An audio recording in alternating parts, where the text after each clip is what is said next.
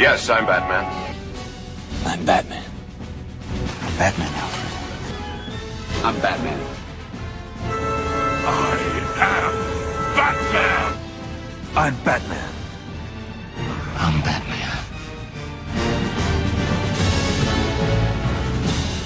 Greetings, Bat Family. Welcome back to Holy BatCast, brought to you by Real Fans for Real Movies. Please visit our website, holybatcast.com. It's where you're going to find episodes of the show, merchandise, links. It's your one-stop shopping for everything Holy BatCast.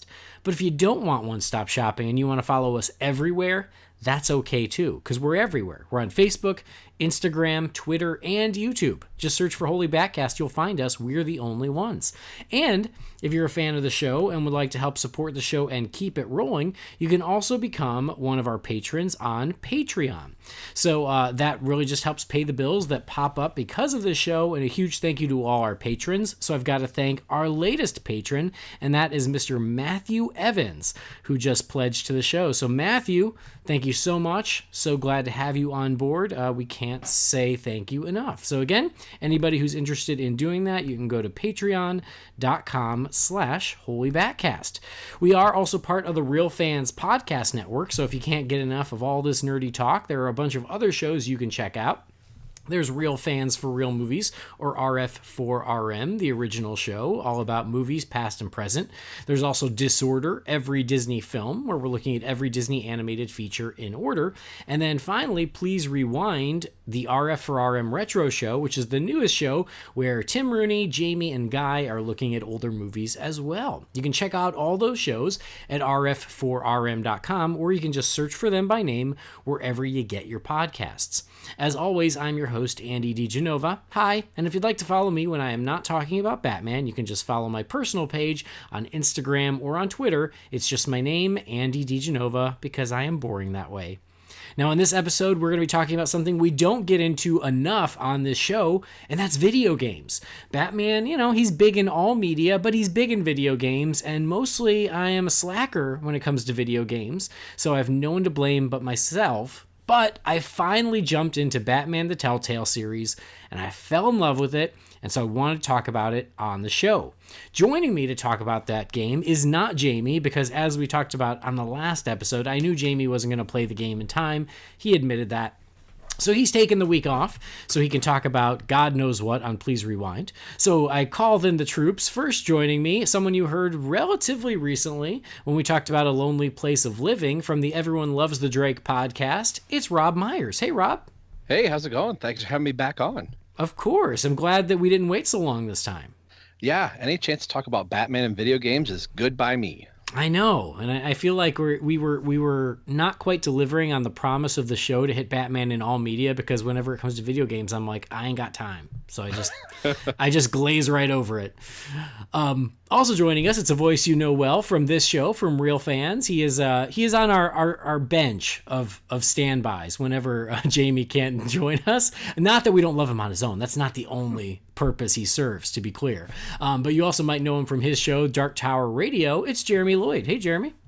Hey, it's a pleasure as always, and I'm happy to be here for, I guess it's the inaugural episode for Batman and video games. Holy BatCast. Well, so we did an episode about Arkham Knight, but it was one where I invited a bunch of people who played it, and I just kind of facilitated, and because I didn't play it, so I just let them talk, and I just every once in a while helped guide the conversation.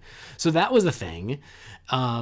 And then I had my brother-in-law, Ray Price, on like 2 years ago, and we just hit quickly some old Batman video games. But yeah, it's, again, I know it's kind of a blind spot of the show, and I try to do better. I'm trying to do better. So what can you do? Before we get to that video game, though, I want to give one additional shout out, because in addition to the two gentlemen joining me today, Rob and Jeremy from their podcast. So we've got Rob, Everyone Loves the Drake podcast. So if you can't get enough of Robin and Tim Drake, please check out that show. And then Jeremy, Dark Tower Radio. If you love Stephen King and creepy things, check out that show as well. But I think one of the great things about doing this podcasting, and I'm sure the guys would agree with me, is the friendships you make, the relationships you create, and just the supportive community that can come with podcasting. And last week I was just listening to a podcast that I enjoy, and they were so sweet and gave us a shout out completely unprompted. I didn't ask them to, but it was really nice. And that show is called Hey, Do You Remember? It is one of the shows that I listen to regularly. And if you know me, I mean, I complain on this show pretty much weekly about how I don't have time for anything. So if I take on a new podcast, that is the biggest compliment I can pay, because I don't have time to listen to tons of podcasts. But this one's so good, I can't help it.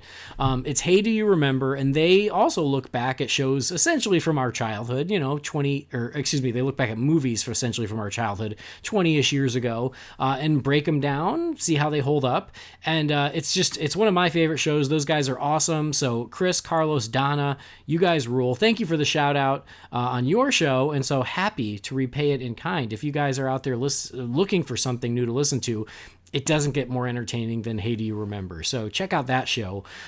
It's really good. The latest episode they did was The Cutting Edge, which is where they gave us the shout out. So listen to that one because A, everyone likes ice skating, and B, that's where they talk about Holy BatCast. I mean, obviously, right?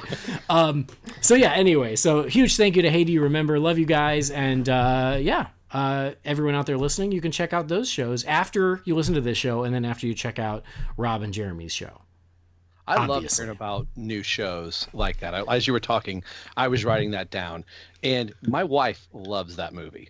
So that may be one of those to be like, hey, you want to hear a podcast about this movie? She's probably going to say no, but I'm going to listen anyway.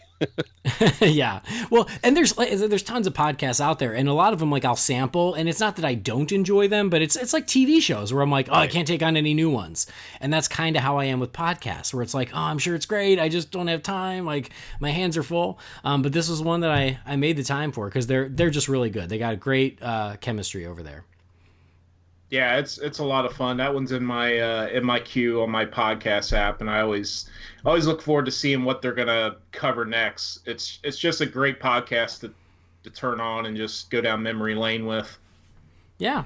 So there you go, little unpaid commercial for Hey, Do You Remember? But I will take payment, guys. So if you want to send a check, I'm not gonna say no. There are a lot of Batman toys out there I need to pick up. But anyway, yeah, in the meantime, make sure you do that. And that is one thing I notice about podcast listeners. What's so cool about them is they seem to always have time for a new show. Like, the people who listen to podcasts are a committed bunch, and I don't know where they find the time, but somehow they do, and they're always looking for new things to listen to. So happy to direct that. The thing that always surprises me about people that listen to, I listen to podcasts, but we got an email a little while ago on our show, and somebody said, hey, I just discovered your podcast.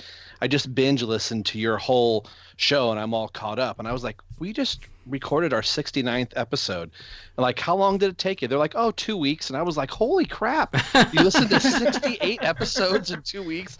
Like, stuff like that just floors me. But I'll catch myself doing the same thing. Like, I'll start, and before I know it, I get caught up with a show, and I'm like, oh, you mean now I have to wait? Right? Yeah, exactly. I love it.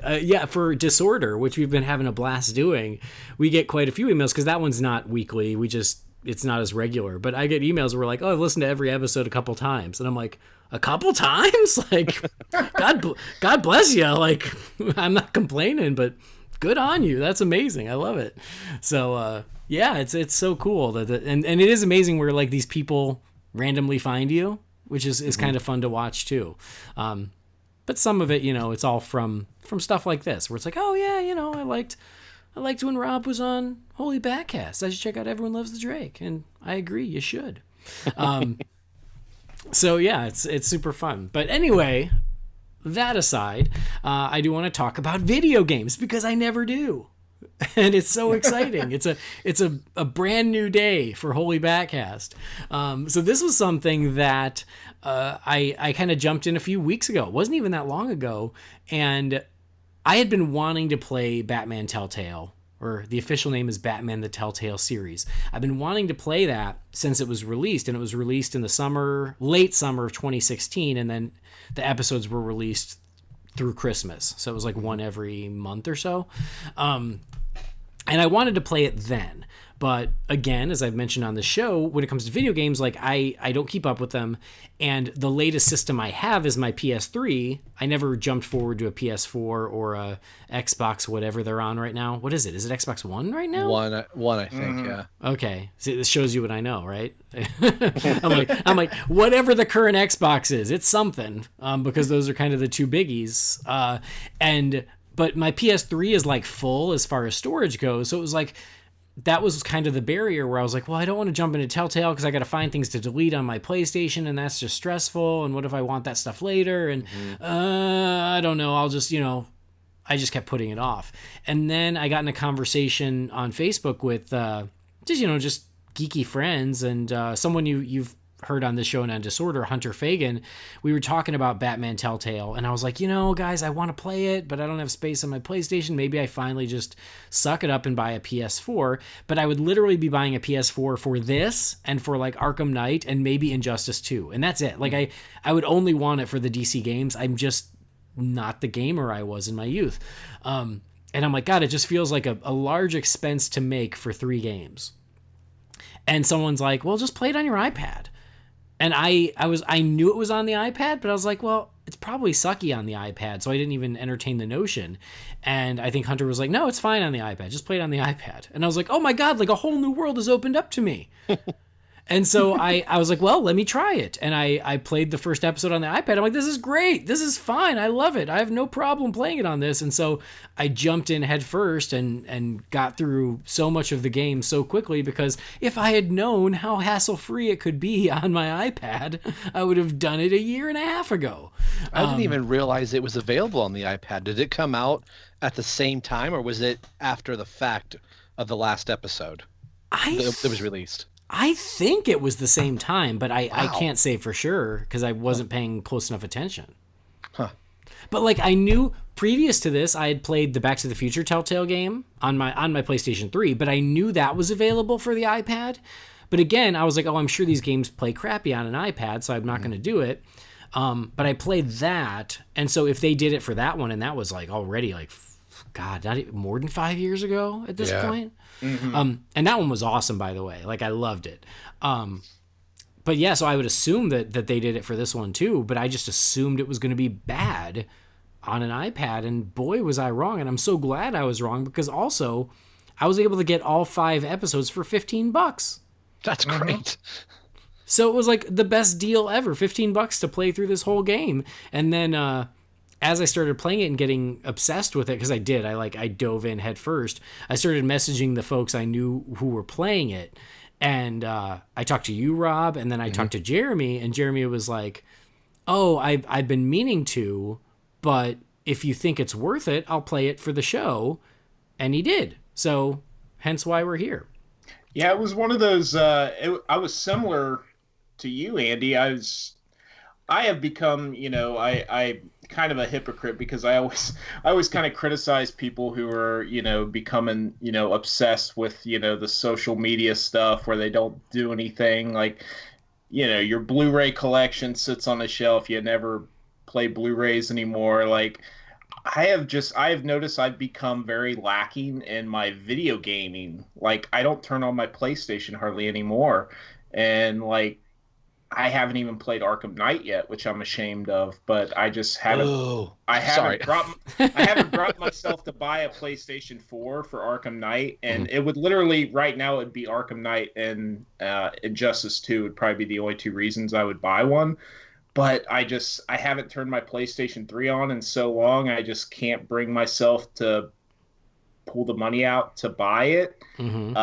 So it was one of those instances where we were talking about it, Andy, and you were like, oh, you can play it on your iPad. And I had the same reaction that you had, where I was like, oh, I didn't even think of that. And then as I was doing it, as I was playing on my iPad, it was a lot of fun. But then I was sitting there thinking to myself, like, wow, I've become one of these people where I'd rather just pick up my iPad and play it on my iPad than turn on my TV and my video game console to play it.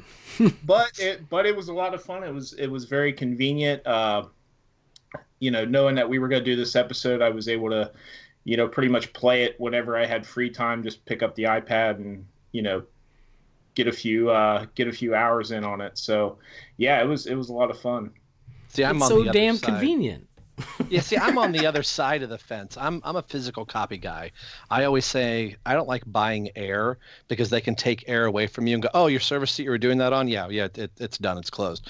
But I know the argument of like, I have 200 some plus DVDs that are sitting here on a shelf, but I do have the luxury of working 4 days. When my wife is work at Friday, I've got Friday all to myself. So I find myself still playing Arkham Knight and then the remaster of the Arkham games on the PS4. But I generally am kind of like a one-trick pony. If it's not Tomb Raider or Hitman or a DC type game, those are usually the only games that I get. So I won't buy a system until they say, "Oh, there's a new Batman game," and that's the thing that sucks me in. And then along the way, I'll find something. But I'm more old school. I wanna hold and smell and feel something. I'm still the guy that goes to a store and wants to buy a physical CD and all that stuff. And now I feel like I'm becoming a dinosaur where they're like, "Here, just buy this air." I was with you for so long, and me and Jamie go back and forth about it. I was with you for so long where I was like, God, I'm not buying anything. As you put it, it's air, but I got used to it. Yeah. There's some finally, things now where embraced it. The convenience of it is so easy, but exactly. Sorry to make you derail you there. No, it's okay. It was just something, like I said, I just kind of looked in the mirror and was like, wow, I've actually become one of those people. It wasn't something I planned. I still enjoy going to the store and buying movies, but like Andy, I find myself just, very quickly getting the digital copy on my digital library and then watching it from there, and then not even using the Blu-ray ever. Gotcha. But I still find myself buying the physical copy because, like you, I still love having that physical copy to look at. And I'm a shelf guy. I like seeing things on my shelf, to show off my collection. A digital collection just isn't as impressive as a physical collection. So. I know, like you look back at your shelves and you're like, yeah, I accomplished something. Look at this. Look at me. My wife always says, that's fine that you're collecting all this stuff. There's action figures and posters and busts. She's like, but when we die, boy, some person's going to get screwed cleaning this house out. I always think that. I'm always like, oh, I feel so bad for the grandkids who are going to have to go through my storage unit. Yeah, that's right. Because it is a mess. Anyway, let's get talking about the game without further ado. Now that you guys have had so much backstory on why it took so long to play the game. Sorry. I hope that was somewhat entertaining. If not, you were already gone, so take care. Have a great day. Let's talk about the game itself. So I'm glad you guys are here. It is time to dive in to Batman, the Telltale Series.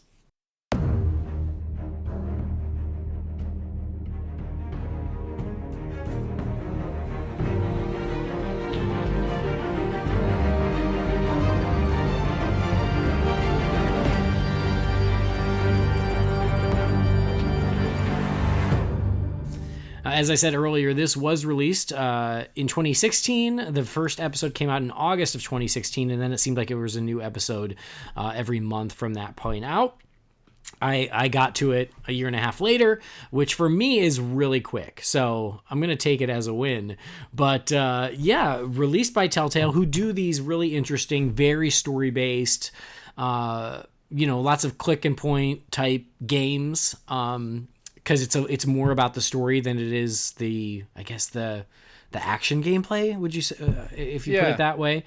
But when this was announced, I was really interested in playing it because, as I said, I played Back to the Future, which I loved, and then I played Jurassic Park, which I maintain is still the best sequel to Jurassic Park ever made, counting all the movies. Wow. I'd agree with that. I haven't played it, and you may have just swung me to playing that. Yeah, the Jurassic Park Telltale game, I'm like, there's your freaking Jurassic Park sequel. It's amazing. It's so good. And so, I was already on board for this. It was just a matter of finding the right way to play it. But now that I know the joy of playing it on my iPad, I can't wait to jump into Season 2, which I have not yet. So right now, we're just going to talk about Season 1. We will give a spoiler tag before we get into spoilers. So first, we'll talk generally like we do a movie, and then we'll talk spoilers, because there are quite a few twists and turns in this thing that could be spoiled if you want to go in and play fresh. So, Rob, I know you played it first. You were the overachiever in this group here. So, your overall non-spoilery thoughts about Batman the Telltale series.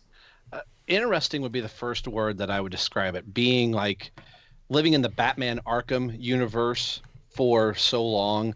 I was used to the control configurations and where it's a fighting game mixed in with the story, obviously, but there's a lot of things you're constantly doing with the controller, walking Batman, moving Batman, and scanning and doing all that type of stuff. So coming into this, and when the game is starting, I'm like having my hands on the controller and I'm just sitting watching the screen going, can't I do something? And then I just kind of get sucked into the story of it. And then next thing I know, Bruce Wayne's just standing there not doing anything. And I'm like, oh, I guess now I have to move. So that was, you're up. Yeah. And now it's my turn. I didn't have Kevin Conroy's voice going, maybe I should scan this, get a little bit of help. So I like that the game didn't handhold you maybe the way some of the Arkham games were. But like you said, it was more story based, and that was really cool. It took a little bit to kind of get used to the mechanics of the game, like I said, from doing the Arkham games. But I thought, well, I had played the Walking Dead Telltale games, and I remember thinking, well, this is a Batman game. Batman still needs to be Batman. I still need to, I would think, fight. So that was kind of cool how they incorporated all of that into the game as well. So I thought it was really cool, and just their different takes with continuity in the Batman universe as a whole and how players would come in and out. They kind of took liberties with some characters as far as design and who the different players were and their relationships to one another. And I think that was the cool thing of it, is that the choices you make affect the outcome of the game. And if you haven't done so, if you keep all your choices at the end of this game and then start the next Batman Telltale, the game automatically knows, oh, this is what you said in the first series, so now all those characters are going to act accordingly, or whatever choices that you took. So I thought that was really cool, that it made you stop and think, well, how do I want to talk to the Penguin in this situation? And you would say X, Y, or Z, and then you have to go, oh, do I want to say this or say that? But that bar slowly gets smaller and smaller. I know, like, there's crap, pressure. I gotta make a choice. So it kept me on the edge of my seat, like you said, and just the storytelling was the big thing that I really liked about it. So I really enjoyed it. Oh, it's so true though, because as you're playing, you get sucked into the story, and then all of a sudden you're like, oh crap, I'm supposed to do something. Like there were a couple times I had died because I didn't jump, and I'm like, oh, I need to actually pay attention while I'm watching. Exactly. Yeah, that's just it. Yeah, it's so interesting that way, because it is so story based. There are long stretches where you're not doing anything, and then all of a sudden it's a lot you've got to do, and you've really just got to be paying attention. But it is a different way of playing a game, and so much of it is just responding to characters. It is, making choices like that of like, I want to approach the situation this way or that way. It's almost like the old choose your own adventure books, which were my favorite, I love by the those. way. Yeah. It's a lot like that, as opposed to punch, kick, jump, run. That. Well, and I think this too is very welcoming for somebody. Like, the Arkham games are super, super dense, and it takes a long time to go through all the scenarios, and some people tend to get not bored, but they just kind of give up on the game just because they get to that point that's really frustrating, because all the mechanics that you're having to learn through the whole game. A novice video game player can play this without pretty much any prior video game experience. You're like, man, I haven't touched a video game console in 5 years. You're not going to be behind the curve, other than just knowing how the controls, or even in the iPad days, like you guys are probably literally just swiping and touching things, as opposed to having to button mash. I got to hold this button and do this thing. So would be very, like, my wife was even kind of doing some stuff. She's like, oh, this is pretty easy.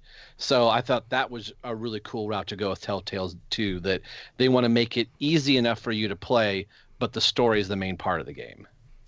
And I think that's exactly probably why I enjoy it so much, is that as someone who's not a big gamer anymore, it's easy to pick up and just play. Whereas the Arkham ones, I'm intimidated by how much I have to learn and do and remember how to do it all. And so I'm like, it's just so much. I just don't even know where to start. Whereas this, It especially on an iPad where you pick it up, you start watching the story, and it's like, oh, tap here, swipe here, choose the, make your decision, and it's less about the mechanics and more about just making the decisions, and they make it very easy to do that, which is what I really enjoyed.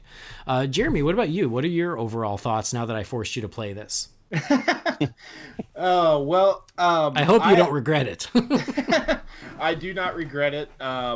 The Batman video games, I fell in love with the Arkham games. It's the reason I purchased a PS3. I upgraded from a PS2 to a PS3 was when Arkham Asylum first came out, because I love the idea of a Batman game where you get to play Batman, where it's not the old school side scroll, games that we grew up with. Like, I just fell in love with this whole idea, and I love the Arkham games. I love the whole the worlds that they created in those games, where you could literally just, yes, the games do have a lot of things that you do in terms of missions and things like that, but as you guys mentioned, people would get bored with some of it. But I love that the games allowed you to just be Batman. If you wanted to go around and just be Batman, beat up thugs and whatever, you could do that. But the Telltale series, I actually fell into those with the Jurassic Park one by accident, because I was on the PlayStation Store and I saw the Jurassic Park one, had no idea what it was, and I was just interested because it's Jurassic Park, and the Jurassic Park video game, I'm always up for that. So I purchased it, and I fell in love with how the games are set up with the like you said, Andy, the choose your own adventure style of storytelling, making decisions and things like that. So when the Batman one was announced, I was really intrigued by it, but as we talked about earlier, I just never got around to purchasing it. I was a slacker in that. But when I started playing this, I realized right away how great a comic book character is just perfect for these type of games, because this was literally like watching a comic book come to life and actually being a part of the story as it goes along. Like, I think that's what I really enjoyed most about it was, unlike the Jurassic Park one, and I haven't played the Back to the Future one, but I look forward to doing that. But the Batman one really just felt like it fit really well with this type of game format. I don't know how you guys felt about that, but even the animation for the game, it literally looked like a comic book come to life, and I enjoyed that a lot. And I did miss some of the gameplay. Like, I got used to an Arkham where you did have a little more free range to kind of do things the way you wanted to. But as I said, it's literally like watching a comic book. As you're reading a comic book, this is as close as you can get to that type of experience actually coming to life. And that's the biggest thing I really enjoyed about this. And I think that the Telltale series is the perfect format for superhero stories like that. I would love to see them do more like this. Mm-hmm. Yeah, and I know they also did a Guardians of the Galaxy one. Oh, really? Yeah, I didn't play it, but yeah, I don't know if it was any good. But yeah, I know that they did that too. So they are branching out. They do quite a few of these. I love that they go into pre-existing franchises and play with them. I think that that's really fun. Like I said, like Back to the Future, there's no way I wasn't going to play that. And that was where I really learned what it was to play a Telltale game. And then Jurassic Park, like you, Jeremy, another thing that we've bonded over is our love for anything Jurassic Park. I was like, there's no way I'm not playing that thing. And it was so good. But yeah, so to know that they were taking on Batman, I was intrigued by it. When I first started seeing the artwork and everything for it, I didn't know how I felt. I didn't love it or hate it, but I was like, wow, it's its own thing. It doesn't feel like Batman from the comics. It doesn't feel like Batman from the movies. It doesn't feel like Batman from Arkham. It feels like their own take on Batman. And I was a little concerned about it, that it wouldn't feel like Batman, because it was a unique look and feel. But I think that is what they really enjoyed doing with it, is being able to say, okay, we're going to tell our Batman story, but it's not based on any specific version. It's our version. And so that way they can play with the setup and the story and the characters the way they want. And they really do, as Rob hinted at, and we won't get into great detail until after spoilers, but they really have fun with messing with some of these characters. I can tell you, I don't really have a big issue with most of that, with most of those changes. You know, if you listen to the show, I'm pretty willing to go along with different versions of the Batman universe for the most part. And this is the same thing, where it's like, you going in, there are certain things where I was like, whoa, really? Okay, that is not the way it's supposed to go, but right. All right, this is theirs. Got it. So that took some adjusting, but I actually really liked it. And even though it wasn't based on something different, once I started playing, I'm like, no, this is still Batman. Like, this is still Gotham. It's still Alfred. It's still I still felt like it was very much a Batman story, and I really got into it in that way. It was a very unique thing. So yeah, I really enjoyed that. As you said, Jeremy, the style they chose for the visuals are not trying to be photorealistic. They're not trying to look human. They're a stylized animation that celebrates the comic book history of this world. And so they're still very three-dimensional, and they're surprisingly detailed for what Telltale does, but they have, like, you know, these hard lines on them that almost look like an illustration. Mm-hmm. Yeah.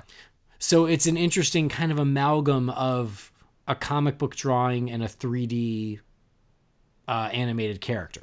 But I liked it. I think that for this story, that style works really well. I will say, not knowing how to feel about the look of certain things going into it, I fell in love with the look of Batman in this. I really fell in love with the Batmobile in this. I think the Batmobile is one of the coolest Batmobiles I've seen in years, because it's a car again. It's like, for over 10 years now, the Batmobile hasn't been a car. It's been this monstrous tank. And I just like that this pulled back on that, and it's still a sleek looking, cool car. And there's something to be said for simplicity. So I really love the design work that was done throughout here on the Batsuit, on the Batmobile, on some of the tech, the Batcave. I think they really had a lot of fun with that, and I loved that about it. So yeah, I got sucked into the story. I love how easy it is to just pick up and play. And it's not super time consuming. By my estimate, it's 5 episodes in the first season.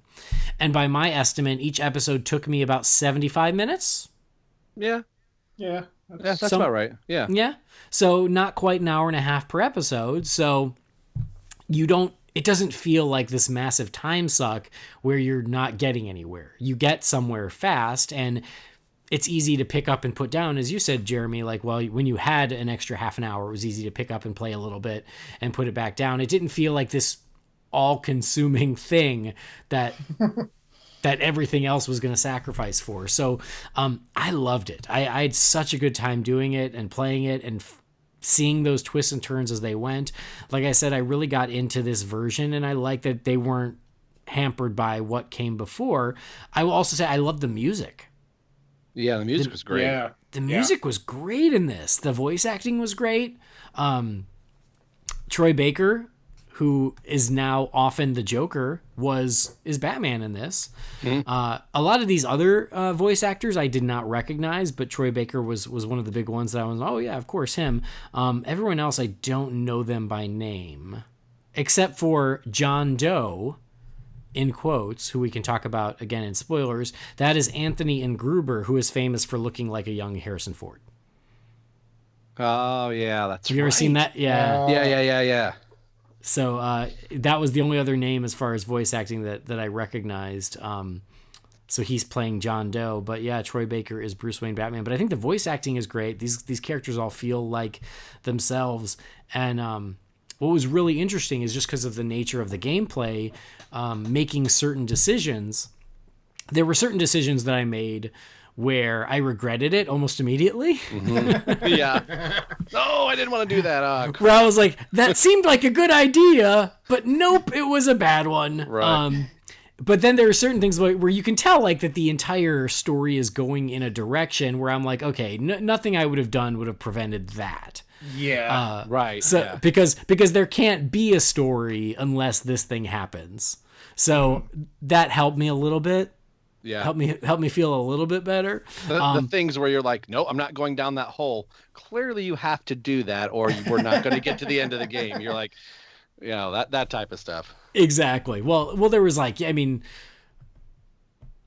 I'm trying to think of like, there's certain things where like, I was like, oh, if I had done this differently, I wouldn't, again, I get some spoilers. We can get to it later. But I think anyway, I know the big one that you're thinking of. Or you're there's a couple, to. but here's the thing: is you don't know what choice I made, so you don't know what I'm regretting and what I'm not.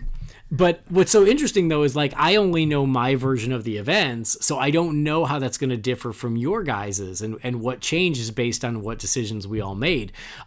There's another friend of the show who's over. He does Batman on Film, Ryan Haas, who's like super into these games, and he said that he played through twice so he could do the opposite of what he did the first time, just to see how it changed. And respect, like. I just finished. I need a breather before I go back and replay the whole darn thing. But I love that idea of just seeing how things would change based on making different decisions. I also love that at the end of every episode, they tell you how you stack up with everyone else who plays. Yeah. Oh, that's yeah, cool. yeah. And there were certain things where I'm like, oh, we're all on the same page. We all did this. And then there were some where it's like, oh, you and 8% decided to do this. And I was like, oh, okay, well, F me. What an idiot I am. Whereas like, well, I guess this one's not too spoilery, but like the first time you have a chance to kiss Selena, I didn't, because I'm like, no, I barely know her yet, and she's dating Harvey. I barely know her yet. We need a few more dates before I commit to that. I'm like, it's not time for this. Like we just our lives were just in jeopardy. I'm not going to kiss her right now. Like this isn't the right time. And so I didn't.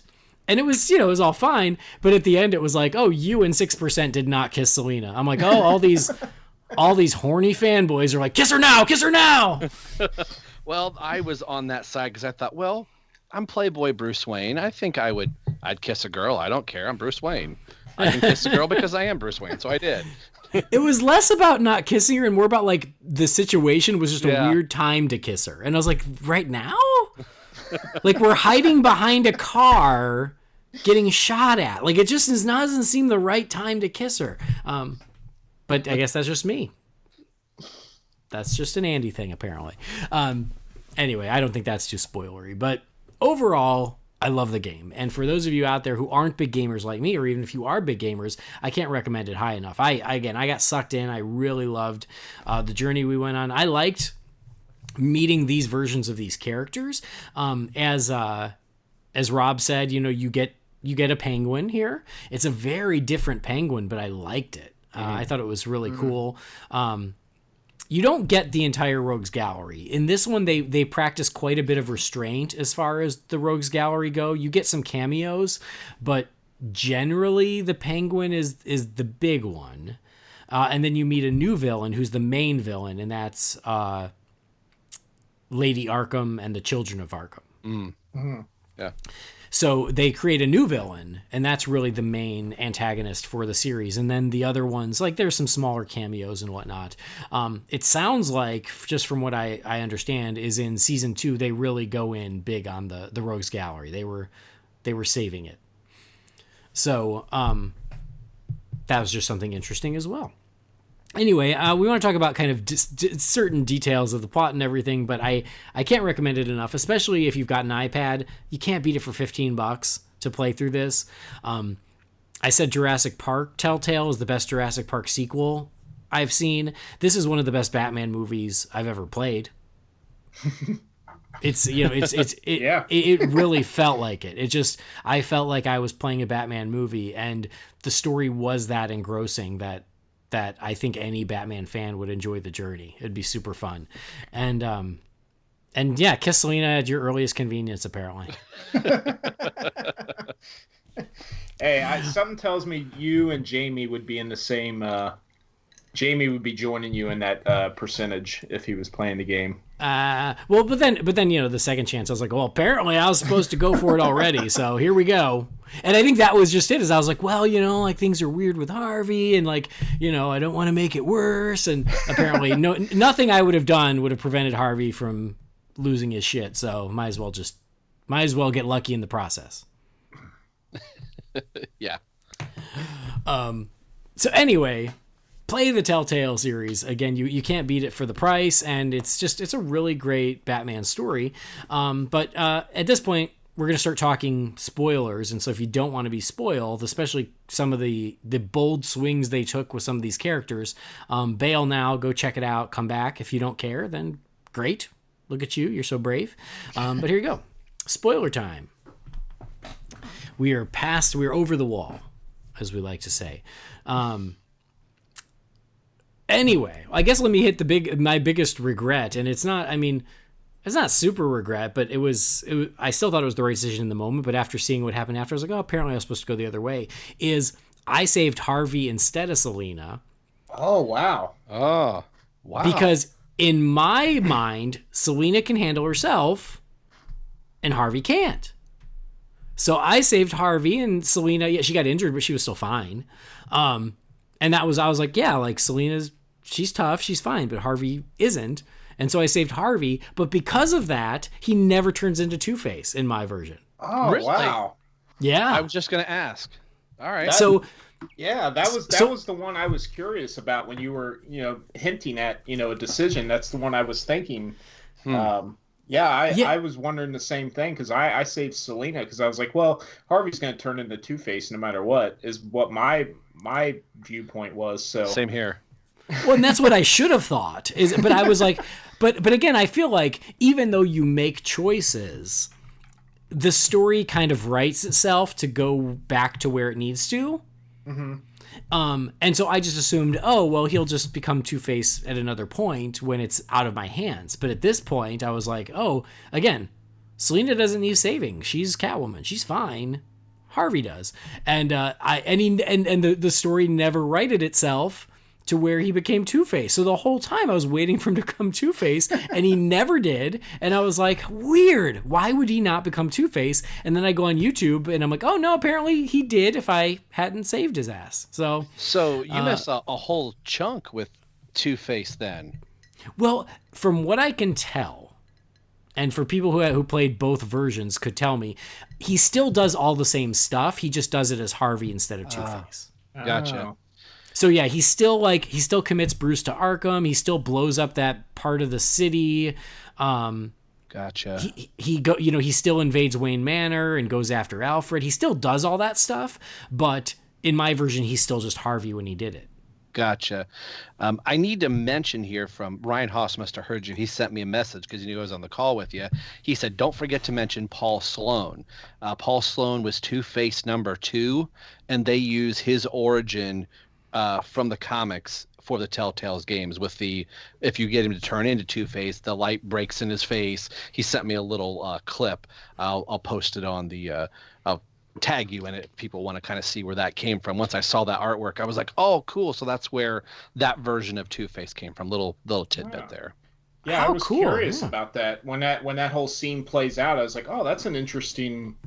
Because I was waiting on the acid is what I was waiting on. So I thought that was an interesting way to do it. And I thought the same thing. I was like, well, this isn't really where he would turn into Two-Face anyway, so I'll save him. Yeah. Now I know. There you go. Yeah, so when the episode drops, I'll make sure to put it up for everybody. Yeah, that's cool. Mm.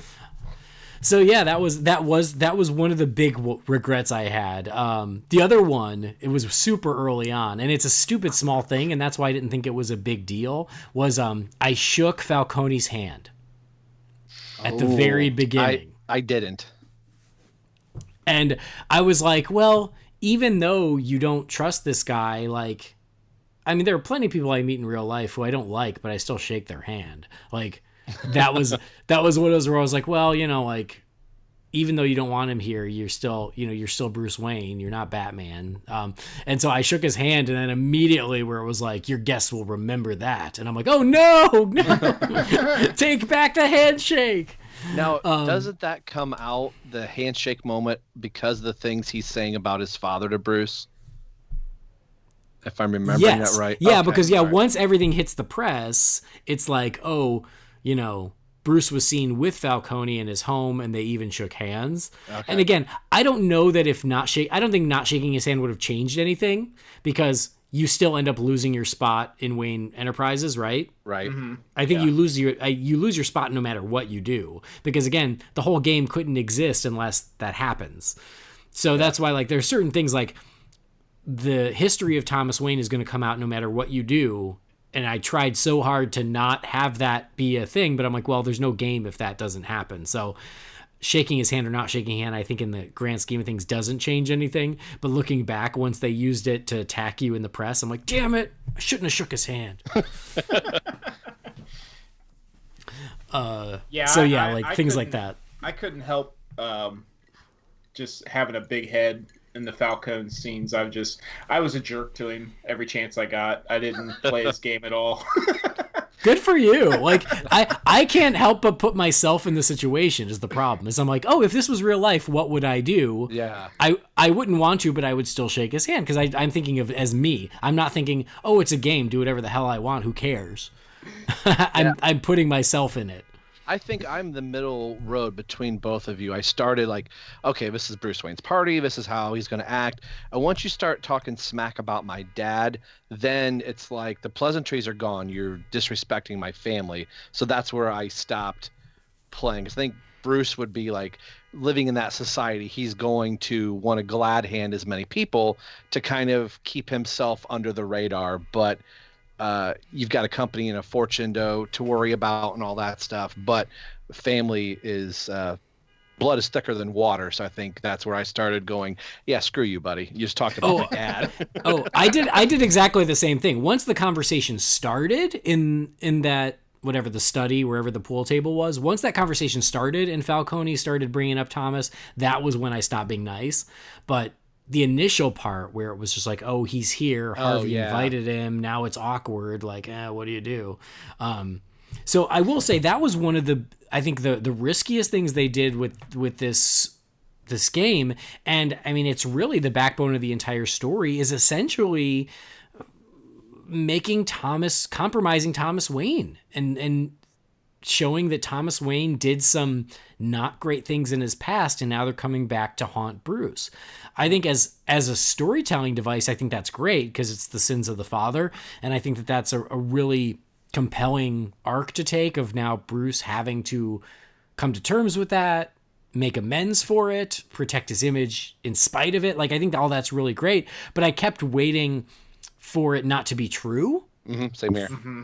But no, like, apparently in this version, Thomas Wayne did some shady stuff in his past, and that's the one big change as far as character goes that I feel kind of bad about, because that's never been the case with Thomas Wayne. Thomas Wayne has always been a stand-up guy, and in this version, he wasn't always that.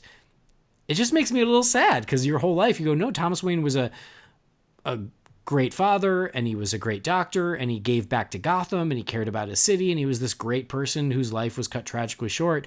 And like, for this version to take this really interesting approach of, no, he, in order to protect himself and the city, he did some crappy stuff.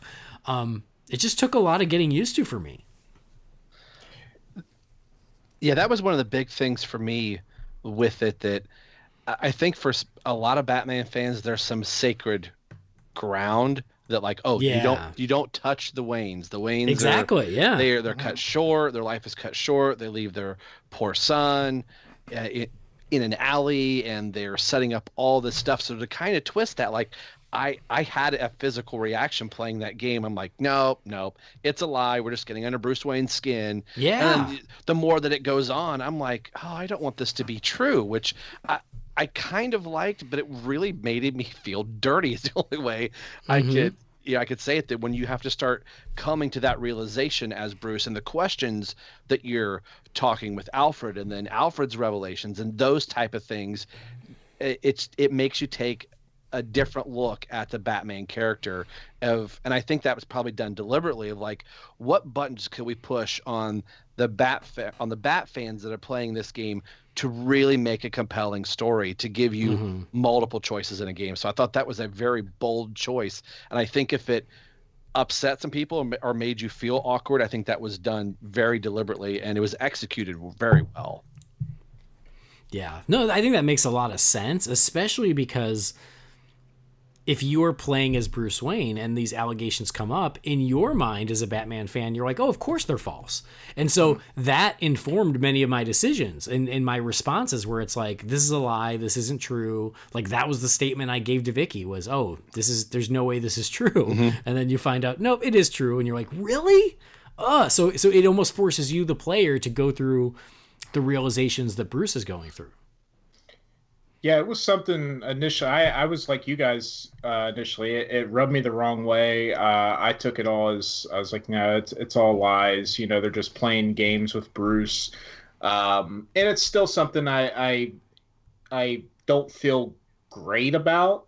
But at the same time, I thought it was an interesting story device, because I think it does make Bruce's journey and who he's become, you know, it makes him seem greater than his father, because he doesn't play the game, you know. And it seems like, you know, I personally, I don't think Thomas was a bad person, but I think I think Falcone mentions it in the story where he's saying, how do you think, or somebody mentions, how do you become, rich and powerful without getting your hands dirty, all these things. And I thought it was interesting that, it's like, well, his dad buckled, is the way I took it. He had to do these things to, protect his family and, get the power that he got, to have an effect on the city and make changes. And I think it just makes Bruce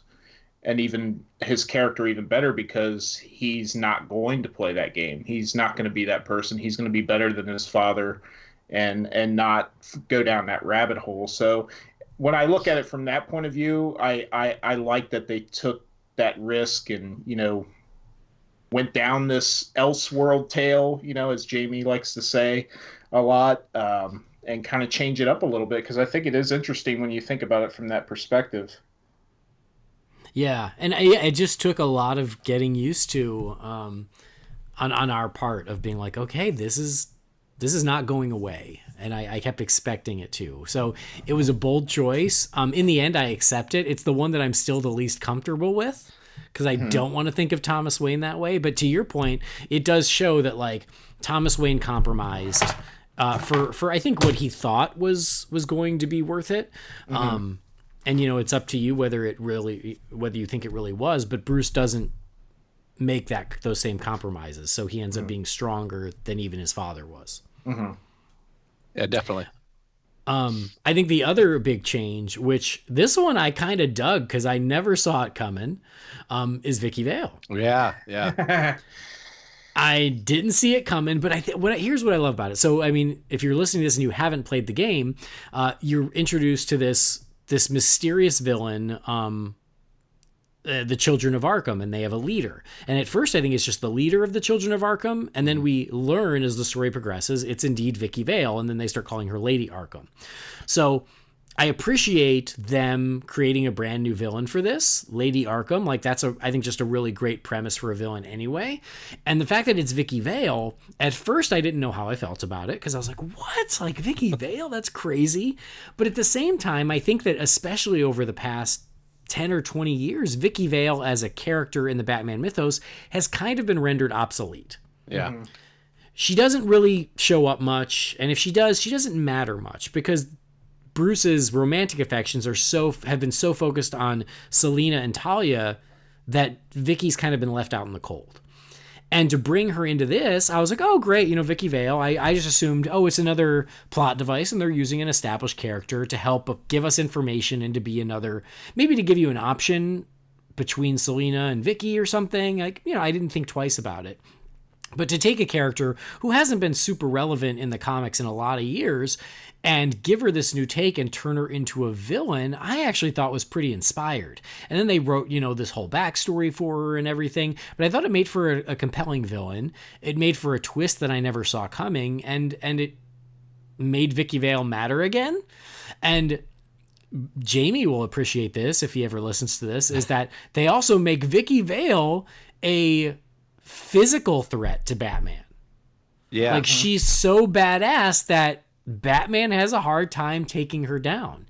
So for everybody who finds her annoying in Batman 89 and say she does nothing but scream the whole movie, this is for you. They've redeemed Vicky Vale because now she's pure evil badass. And I was taken... I was shocked by it when it happened, but as it played out, I decided I really liked it. I thought it was a really cool choice. Oh, Yeah, I did too. It was something.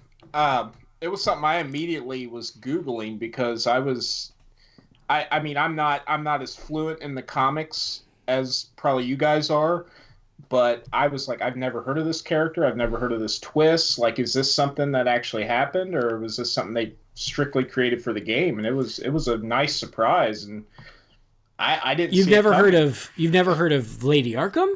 No, I had never heard. No. That's, I think I hadn't either. But Vicky Vale, you've heard of Vicky Vale? Is what I'm trying. Yes. Oh, yes, okay. Yes. I was like, No, I was like, really? You've never heard of Vicky Vale? Okay, sorry. He I've missed never heard of 1989. I'll show myself out. He's younger than we are. Vicky, No, who? The girl from Blind Date? It was just kind of when she first showed up, I thought they were just going to give her a little more to do than what they did in the Arkham games, where she's pretty much just the reporter, the face that you see, doing the news stories. So I was like, oh, okay, cool. Like, I get behind this. She has a bigger role in this game, but I did not expect them to go the way they did, and it's a bold choice, and I liked it. I thought it was interesting. Yeah, I did too. At first, when she first appears, I was right with you guys, thinking, oh, it's Vicky Vale, just going to be a romantic, triangle or something like that. Mm-hmm. But as she started getting more and more kind of a part of the story, I thought, okay, she's going to have a bigger role to play. And I thought she was going to end up as the damsel in distress during this whole thing, and that's obviously not where it went. So it was turns out the damsel in distress is Alfred. Yes. Yeah, definitely. And I'll be interested to hear how you guys chose to do that. But yeah, and then like I killed him. That's what I did. He's dead. We don't need that. I threw a batarang into his neck. And no more baggage. That's what I did. I did it early on when we found out about Thomas, and he was like, "I'm so sorry, Bruce. I'm so sorry. I should have told you." And I chose murder him. That's what I did. Full stick through the eye. You're done. Yeah. Sorry. Were you finished? No. But Okay. I'm just like you. I was glad to see that she was also a threat. It wasn't a series of talking and he, backhands her and done, game over. That you had some serious fighting to do. So I thought that was a really cool thing. You brought a strong female character in and you finished her out as a strong female character.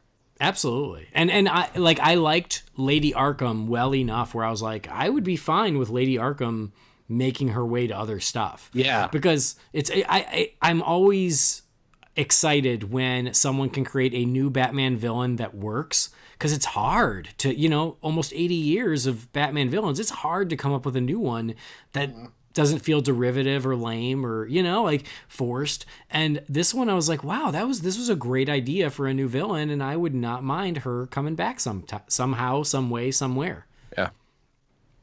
So I thought that was really cool. We brought up Alfred. I guess let's go there since we were just talking about it. I did like that Alfred becomes the one you have to save. That becomes your damsel in distress. Yeah. Because I guess that's my point is, yes, you make these choices, but as best I can tell, these major occurrences still happen no matter what. Like, there's no way to avoid Alfred getting taken at the end. He just does. That's the way the story plays out. Mm-hmm. But yes, one of the things that apparently I was in the vast minority of, is there comes a point where it's like, to save Alfred, you have to take off your cowl. And it gives you the choice, take off your cowl or attack. And I attacked. I don't take off my cowl for nobody. And at the end, it was like, oh, you and 10% attacked. Everyone else took off their cowl. And I was like, really? I'm Batman. Cowl doesn't come off. I always throw a batarang. That is the rule. I am in that 10% with you. I was like, oh, okay. No, all right. You've worked too hard to be Batman, and Alfred is going to know that and is going to understand it. So I threw the batarang as well. Yeah. Jeremy? I went Batman Returns and I took off the cowl. Oh, was weak. Batman. Yawn. Weak. You ripped it off and gave a monologue to Alfred about the two of you guys living happily forever back at Wayne Manor. Yeah, pretty much. Good. Let's go home. Let's drop Vicky off with the cops and then we can go home together. Yeah. And Alfred's like, Mr. Wayne. So yeah, I was very glad that I was a little worried that attacking would cause Alfred's demise, but he still survived, so I don't feel too bad about it. He was all right.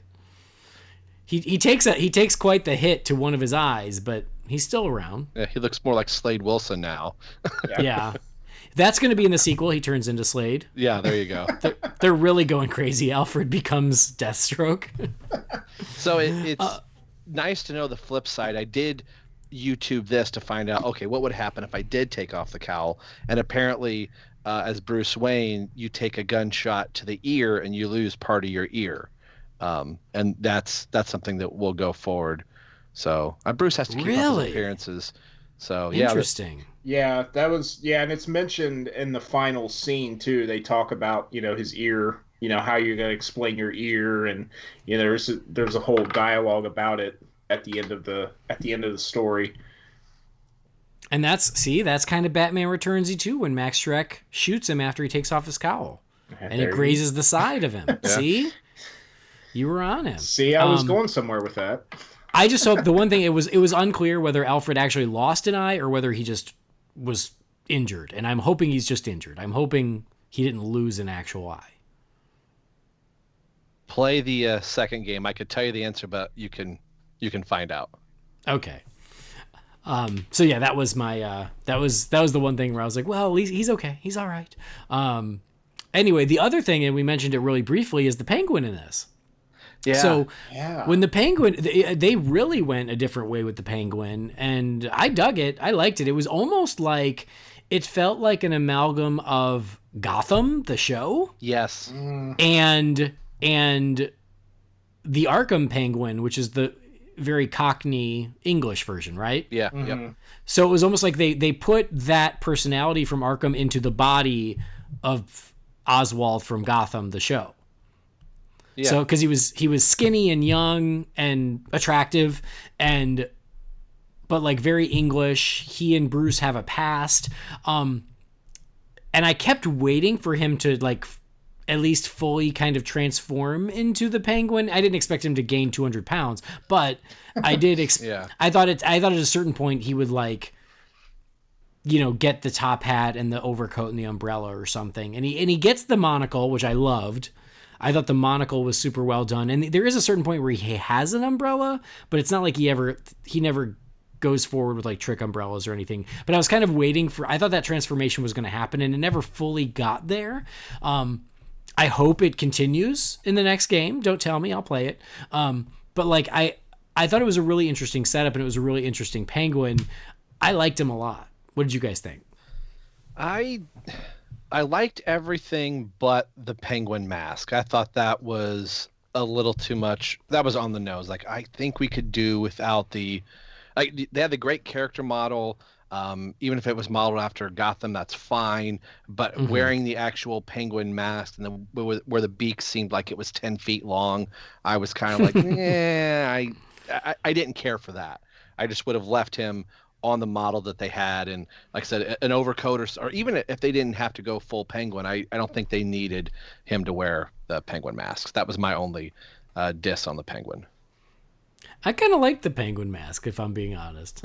Just because I don't mind on the nose, I guess. You know, I'm like, if he's not going to look like the penguin from the comics, I still want some penguin-y stuff to be woven in. And for the mask, I was like, okay, I can dig that. Okay. So, I wish he would have ridden a duck at a certain point. Well, yeah, that was my other nitpick. There was no duck. Is that? I mean, Yeah. is that so much to ask? I was waiting on him to show up at the park, roll up in the duck. Yeah. Actually, I was waiting for the when duck Batmobile chase. When we first meet him in the park, I don't know about you guys. I mean, it sounds like you guys kind of got the Gotham Penguin feel from him. I just immediately, I don't know, for whatever reason, maybe it was the trench coat and his deep accent, I just immediately was thinking of Jai Courtney's Captain Boomerang from Suicide Squad. I don't know why. So yeah, it took me a while to get on board. Like, okay, this is Oswald Cobblepot. Okay, I guess we're gonna go this route. So, and I like the penguin mask. I thought it was kind of a creepy detour from what we're used to. And Andy knows I watch Gotham, so I'm not that foreign to these crazy interpretations of the characters. So I was on board for it. Yeah, and I mean, it made sense to kind of make Penguin a little more, I guess, to make his public image a little more attractive, because if he was going to take over Wayne Enterprises, it couldn't have been like the creepy outcast Penguin or something. Like, so it made sense. Like when they're like, oh, we decided Penguin's the new head of Wayne Enterprises, it has to be someone that's kind of credible in that way, and so I think that helped. So yeah, I didn't mind the new take. I just wish they'd have pushed it further at the end to make him transform into a little more traditional Penguin. But hey, if they're getting additional seasons, maybe they're saving it. I will say along those lines, the old lady who swaps you out as the head of Wayne Enterprises, she pissed me off. Done right. Like I tried so hard to be nice to her, and I still don't trust her. Same. I wanted to give her the benefit of the doubt, but I'm like, I don't know. And that is left kind of unresolved as to whether she was truly on your side or not. Yeah. Although at the press conference, I did not play nice. There's the press conference where it's like, oh, you either read the teleprompter or you just let them have it. And at that point, I was far enough along where I was okay, I need to stop playing it safe. I need to start, remember that this is a video game and no one's actually going to die if I do the wrong thing. They're just pixels on a screen. It's okay, Andy. And so, yeah, at that point I was like, let them have it in the press conference. And I feel like that was the last time we saw her, was after I let them have it. Yep. I didn't play it safe at the press conference either. At this point of like, well, I'm losing my company, so why not? Exactly. At this point, it's like time to take a stand. Let them know that Oswald is bad news. This is not okay. It's time. I tried to play nice, and now it's over. I will say a couple other things. I love that, and this is so random and stupid, but I love it. I love at the beginning they let you choose the color of your tech. Yes. Oh yeah. Like, what a random detail, but cool, like, hey, if you're going to be playing this for 8 hours, it might as well be something that you find aesthetically pleasing. So what colors did you guys choose? I went with blue. I needed some Robin in my life, and there was none in the game, so I went with red. I also went with blue. Nice. Yeah, that's fun. I do hope that they start making room for Robin moving forward to that point. Ditto. So, yeah, I love that. I thought the ones the things that stressed me out the most, just because I felt like they were the most maybe time consuming is the word, is like assessing the crime scene and finding the clues and linking the clues to the other clues. I was just like, I just feel like this is a lot of work. That I got it. I get it. Like, it's kind of fun. Like, oh yeah, you're playing detective, you're Batman. But it was just something where it was a lot of like just walking around and watching the clues. And yeah, that was the one part I did I liked how that was done more in the Arkham game. You only have a certain area to scan, and those like all the clues will appear to you. And I'm like, okay, now I got to link this one to this one. Okay, now I got to link this one to this one. And now these three to this three. And then I was forever in like the warehouse with all the guards that were killed or the workers. It took me an hour almost to try and find one missing thing. Like I could not figure it out. I even had to go on YouTube, which I don't like to do. I'm like, I should be smart enough to figure this game out. This is not Arkham, and I was just missing one little thing that I just didn't click on. So that was something like I appreciate the real detective work, but I was like, as much as this is a story game, I thought I was having to work a little too hard. Yeah, exactly. Like that stuff. Yeah, I get it. I think it's a good idea, but it was just a little cumbersome. Maybe that's the right word. Yeah, it was something that I enjoyed for like the first couple times, and then I was, like Rob said, I like it in the Arkham games. I really enjoy it in the Arkham games, going into the detective mode and all that stuff. But with this, it got to a point where you're just like, is there a way to just skip through this? Can I just jump to the next scene? Exactly. Yeah, it was one of those where I was looking for shortcuts where I was like, okay, that probably connects to that. Nope, damn it. Okay. Yep. Where I was just trying to get through it quicker because it wasn't the most fun for me. Then the action scenes. I will say this, and I'm kind of proud of this. I only died one time the entire game. I think I died twice. Yeah, and it was in the final battle. Yep. And it was like Vicky tried to drop the ceiling on me, and I just missed the swipe. And I was like, oh, so this is what happens when you die, because I hadn't died up until then. So I was kind of proud that I only died once, because, for example, in Jurassic Park, there's an amazing action scene on a roller coaster that's the best thing ever, except I died many, many times before I got through it. Yep. It's so good. It's like they're raptors with you on a roller coaster. I'm like, that's what needs to be in a movie. That's what I'm talking about. Anyway, but yeah, so I was like, I was kind of proud of myself that I went through the whole thing with almost not dying at all until that darn final battle. I think the action is great. Like, the action looks great. I didn't mind the mechanic of like swipe, touch, but it was intense in that final battle because they did not give you a lot of time, and it was just one after the other. Whereas everything prior to that, it was paced in a way that, as long as you weren't napping, you should be fine. Mm-hmm. Yeah. I also thought there were... Oh, sorry, go ahead. I was, since we're talking about the fighting, I was wondering, because it kind of coincides with the detective work and the fighting, what did you guys think about the whole gameplay where you get to plan your attack? Like when you go to Falcone's party and you have to plan out, how you're going to take out each thug, and then you have to... once you've made your plan, you go through with it and see how it turns out. I thought that was pretty interesting. Yeah, I liked that. Like, you're going to come in through the window here, you're going to drop that guy here, throw this plate there. I thought that was a real neat way to kind of give you some different options of like, well, how would Batman take these things out? So I thought that was done very well. Yeah, I agree. I think it was fun too, especially because it's like you get to plan it and then you get to see how it all plays out in real time, which is kind of fun. And it does put you in the mindset of, so many times, you see Batman in comics or whatever in animation take on a huge room full of people. And I like the idea of taking a step back from that and putting you in that mindset of like, okay, I know that I have to be smart to take on a room full of people. How do I plan it in advance? Mm-hmm. So yeah, I thought that was cool. So yeah, I mean, there are a nice variety of different types of gameplay, because some of it is just choosing a response in a conversation. Some of it is choosing a larger decision of like show up as Bruce Wayne, show up as Batman. Some of it's the fighting, which is a lot of like swipes and touch and button pushes and things at the right time. It's the detective work. So like I feel like there's a nice variety of different things to do, and none of it I feel ever gets too complicated or too overwhelming that you can't just keep going. I agree. Go back to the Batmobile, because again, I freaking love this Batmobile.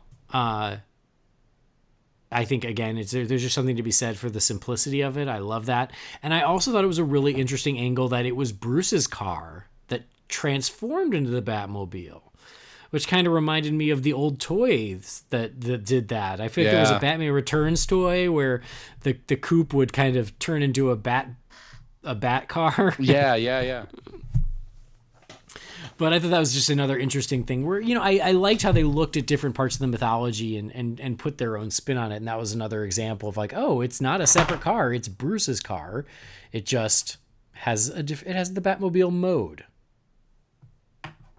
Yeah, I thought that was a cool way to do it, and something we haven't seen at least for a long time in the mythos. I thought that was an interesting angle to go with, and I was like you, I love the Tumbler, and I even love the one in BVS, but it was cool to just see a Batmobile that is a car, and you can see it, chasing people down, and as much as I love the Tumbler and the one in BVS, I mean, I just don't see those things moving very quick down the road if they had to chase down some villains, Yeah.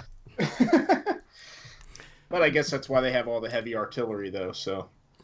Yeah, I agree. And I think that it was also interesting how they did make this Batman very tech focused, and then had Penguin take away his tech. Which I thought was cool too. There was a moment where it was like, oh, go stop the Penguin or go save Alfred from Harvey. And I was like, I need to go save Alfred, of course. Like, I can't go stop the Penguin. Did you guys choose the same? I chose the same, to go after Alfred. Yeah, I did too.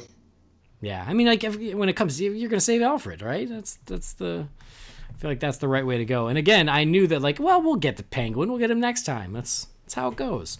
That was something that apparently, according to the stats at the end, there's a certain point where you're distracting Oswald while Gordon's sneaking up on him.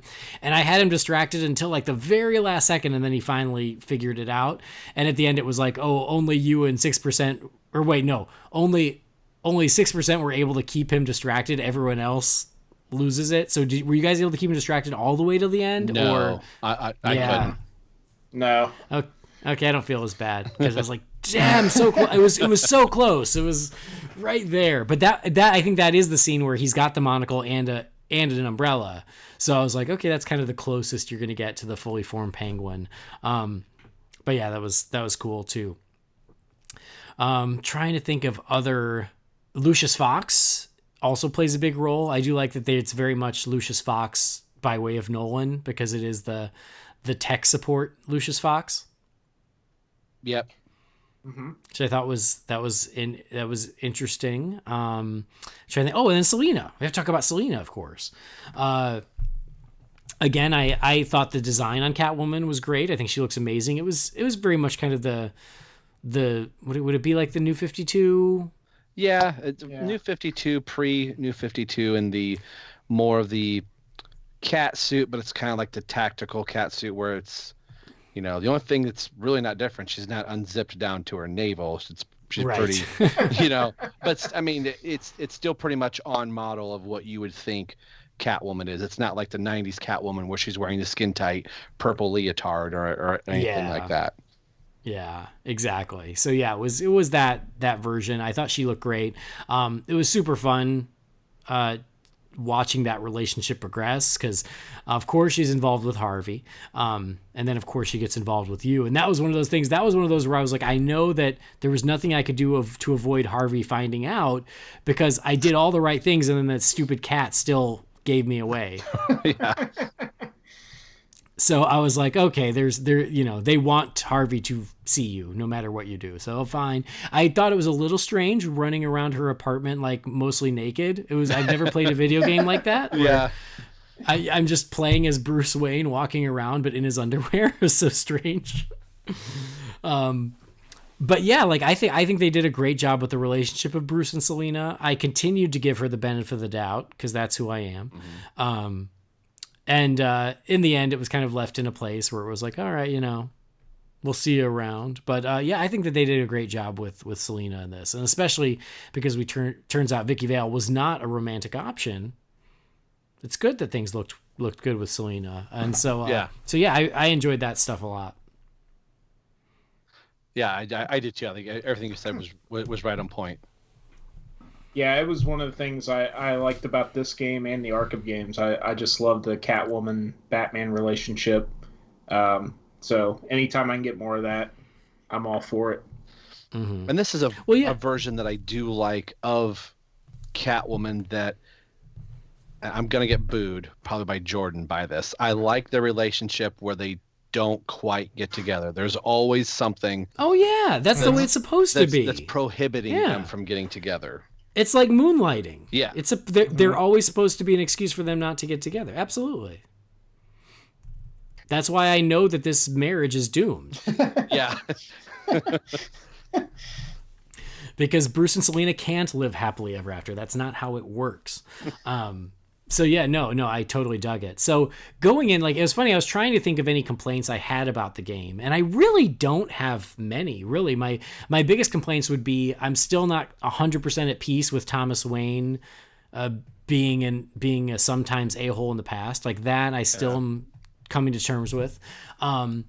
Some of those detective missions I just found, like I said, a little cumbersome. And then my initial thought, because I'm going to say it and then I'm going to immediately contradict myself, is my initial thought was like, oh yeah, I wish I'd have gotten more of the Batman characters, especially the Rogues Gallery in this. That was my initial thought. And then I went, well, wait a minute. Like Catwoman's in this, Penguin's in this, Harvey Dent is in this, Two-Face is in it for everyone but me. And then you get the introduction of the Joker as John Doe. And then you get cameos of like the ventriloquist and of Zaz. Mm-hmm. So I'm like, actually, once I started thinking about it, there's actually quite a bit woven in. I think I was just mostly distracted by the fact that your main villain was Lady Arkham, that I kind of forgot about the others. Blockbuster is in this, which I didn't know that was Blockbuster. I had to look it up. I was like, who's the giant zombie creature? I don't know who this is. And it's Blockbuster. I couldn't tell the way they presented it. Yeah. I'll also say this though, is as I was thinking about all this. So anyway, the point is I thought it was a complaint, and then once I thought about it more, I'm like, actually, no, I'm good. They gave me quite a bit. I just wasn't giving credit where credit was due. But I like that Zaz has this big part, because I swear I feel like Zaz has like become the go-to cameo when you want a cameo, but it can't be anyone who matters, and so they keep going with Zaz.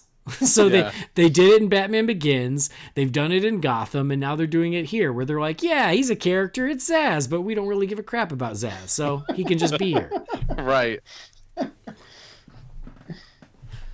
Did you guys catch? And maybe I could be mistaken, but was there a Riddler reference in the Arkham scenes where he's in the room, where he's talking to the ventriloquist, and you keep hearing a guy in the background talking about the way the cookie crumbles, and I was thinking that was the Riddler, but I wasn't 100% positive on it.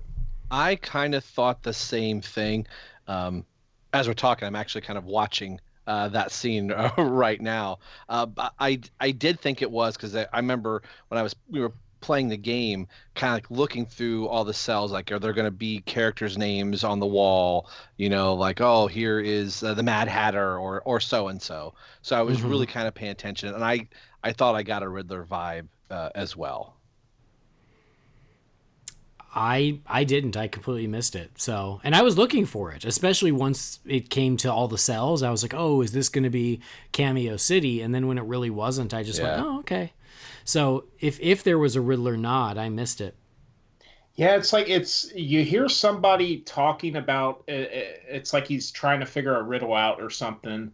And at one point you hear one of the other inmates tell him to shut up or something like that. And at first I thought it was like the guy over there with Zaz, like playing chess, but it doesn't ever follow through with it. So you don't really find out. But I immediately was thinking the Riddler, but I was hoping more would have came from it, but it doesn't really give you anything after that. No. Interesting. Cool. God, there was something else. Oh, I wanted to talk about John Doe. Because that is something that's super interesting, of like introducing the Joker prior to Joker. I like that nobody knows who he is. And interesting that he's the one who's like your friend. So it's so weird to like create that relationship with the Joker, knowing, because the whole time I'm like, okay, if this guy looked just like a normal inmate, I would be a lot more trusting. But because I know he's got green hair and a white face, I'm not going to trust this guy. So it was just really interesting where I was like making these choices and he was kind of helping you, but then you're like, oh, am I going to regret this later? Yeah. I had the same conflict of interest. Like, I need to probably get out of this. And like you said, the game is designed that I'm going to get out some way or another. But I found myself going, well, he kind of makes sense here, so I'm going to help him. But I'm listening to the Joker. What am I doing? I know, right? Exactly. Yeah, I was wondering, what were your guys's, because, as you guys are talking about that, it made me think, would you have rather them not have him look so much like the Joker to trick you a little bit, to, throw the blinds over you? Because I was like you guys, immediately I saw it, I was like, well, that's the Joker. Mm-hmm. I mean, I didn't mind that. I didn't mind that because it does put you in a weird spot where that this, eventually things are going to get weird. So I didn't mind it, and especially I like that it's very much setting up for the future, which it was one of those where I was like, well, I really hope they get their sequel because otherwise we're not going to get a payoff for this. It was like the Green Lantern movie all over again. No, give me the sequel. I want to see Sinestro. And so fortunately I already knew they did. But yeah, where I was like, I don't know, like if they had kept it hidden, I don't know how they would have done that because then there would have had to have been like a transformation later. Mm-hmm. So yeah, I don't know. It's tricky, but I didn't mind it. I kind of liked it because it was already getting you prepped for what was going to come eventually.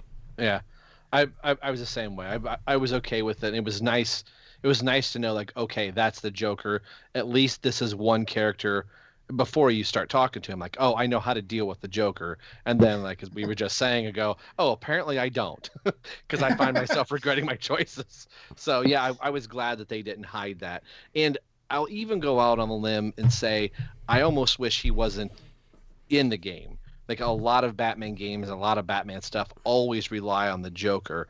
Even going to Batman Arkham Origins, when Black Mask is revealed to be Joker, I was like, oh, the Joker again. Not that I don't like the Joker.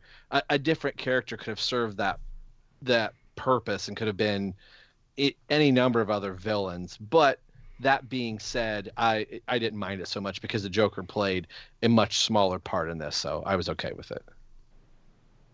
Yeah, it's like there's an expectation that the Joker is almost as important as Batman, and so there should be some sort of Joker presence. And here I think it was just enough. Yeah. It was there. It was like an extended cameo that then they could pick up for the next season. Yeah. So for me, that worked well because it's like, oh, great. I get that. I can have a little bit of Joker, but he's not taking over the story. He's not a focal point. So you get a taste of it and then you can pay it off later. Well, and I love how, like you mentioned, Andy, I love how they left him, ambiguous. They went kind of the Dark Knight route where everybody was like, well, nobody knows who he is, or he just kind of showed up one day and he doesn't even have any paperwork. Nobody knows how he got here. I really like that they went that route with it. I mean, maybe in the next season, maybe they explore a little more, but I like that they went that route right off the bat because that's always been one of my favorite interpretations of the character. Is just, I don't need to know, just leave it ambiguous. I think that's one of the best things about the character. Yeah, agreed. Yeah.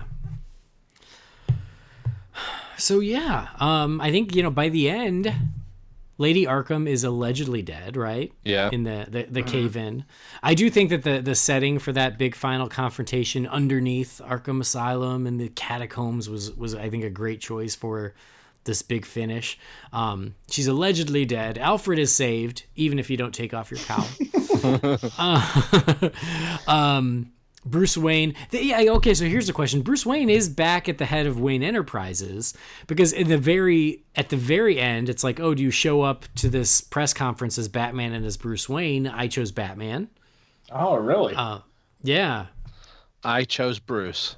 I did too. Okay. All right. I chose Batman. For me, it was more like I was thinking of a movie, and I was like, no, I want my ending of my movie to be Batman, not Bruce Wayne. And so I was just like, no, I'm showing up as Batman.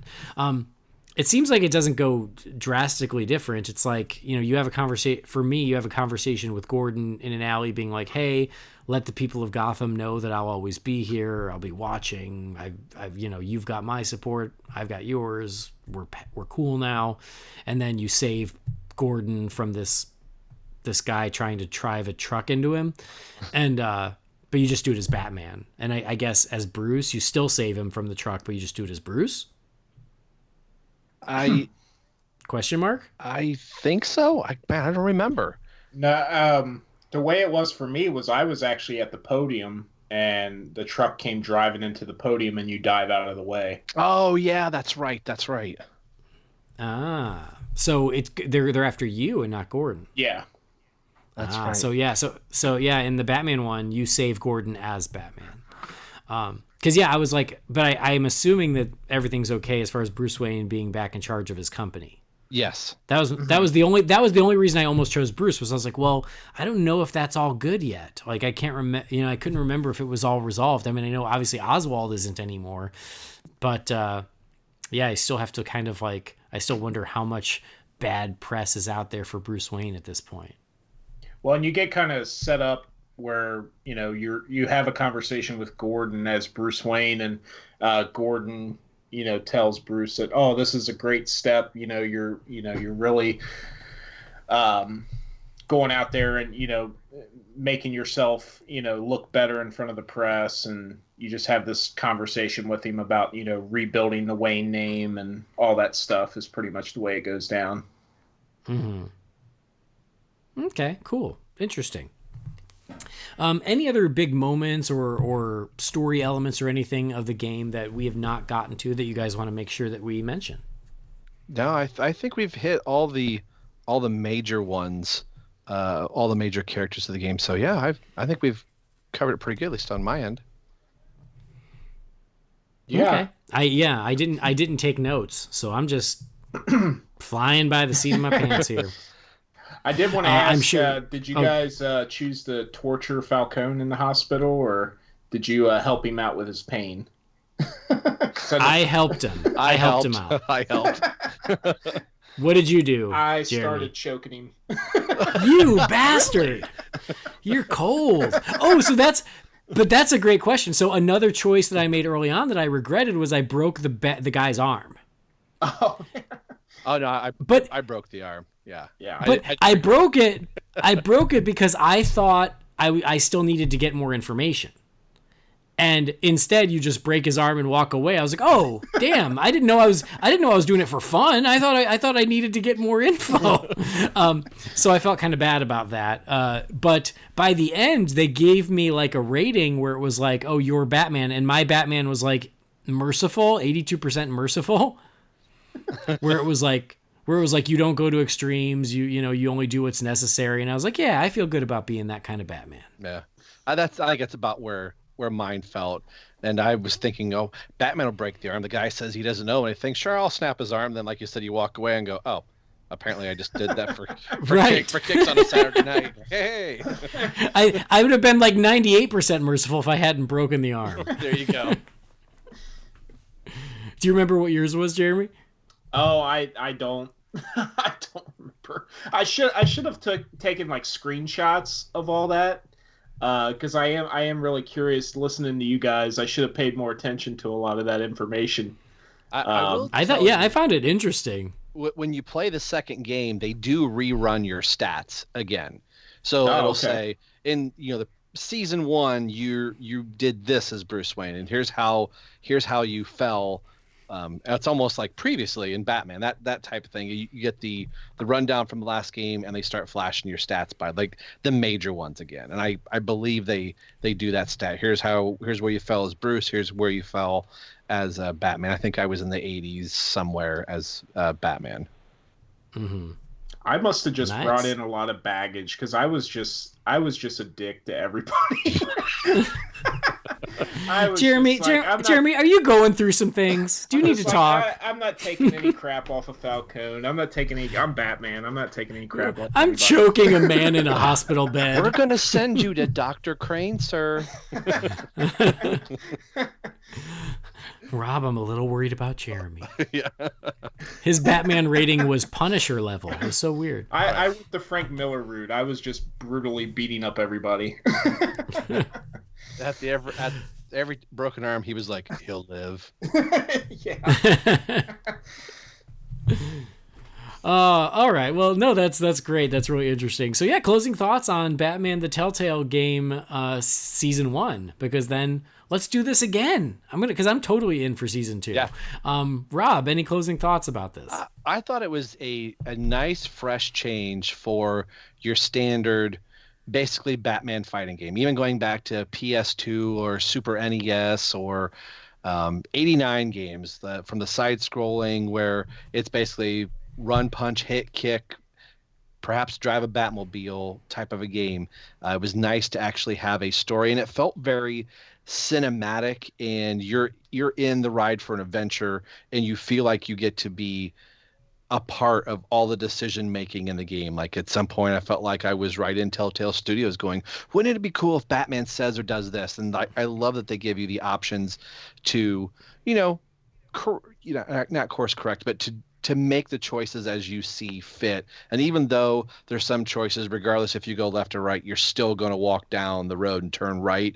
You still get to kind of feel like this game is personally designed and tailor-made for you, and it's your experiences. So I thought it was great, and I'm all for round 2.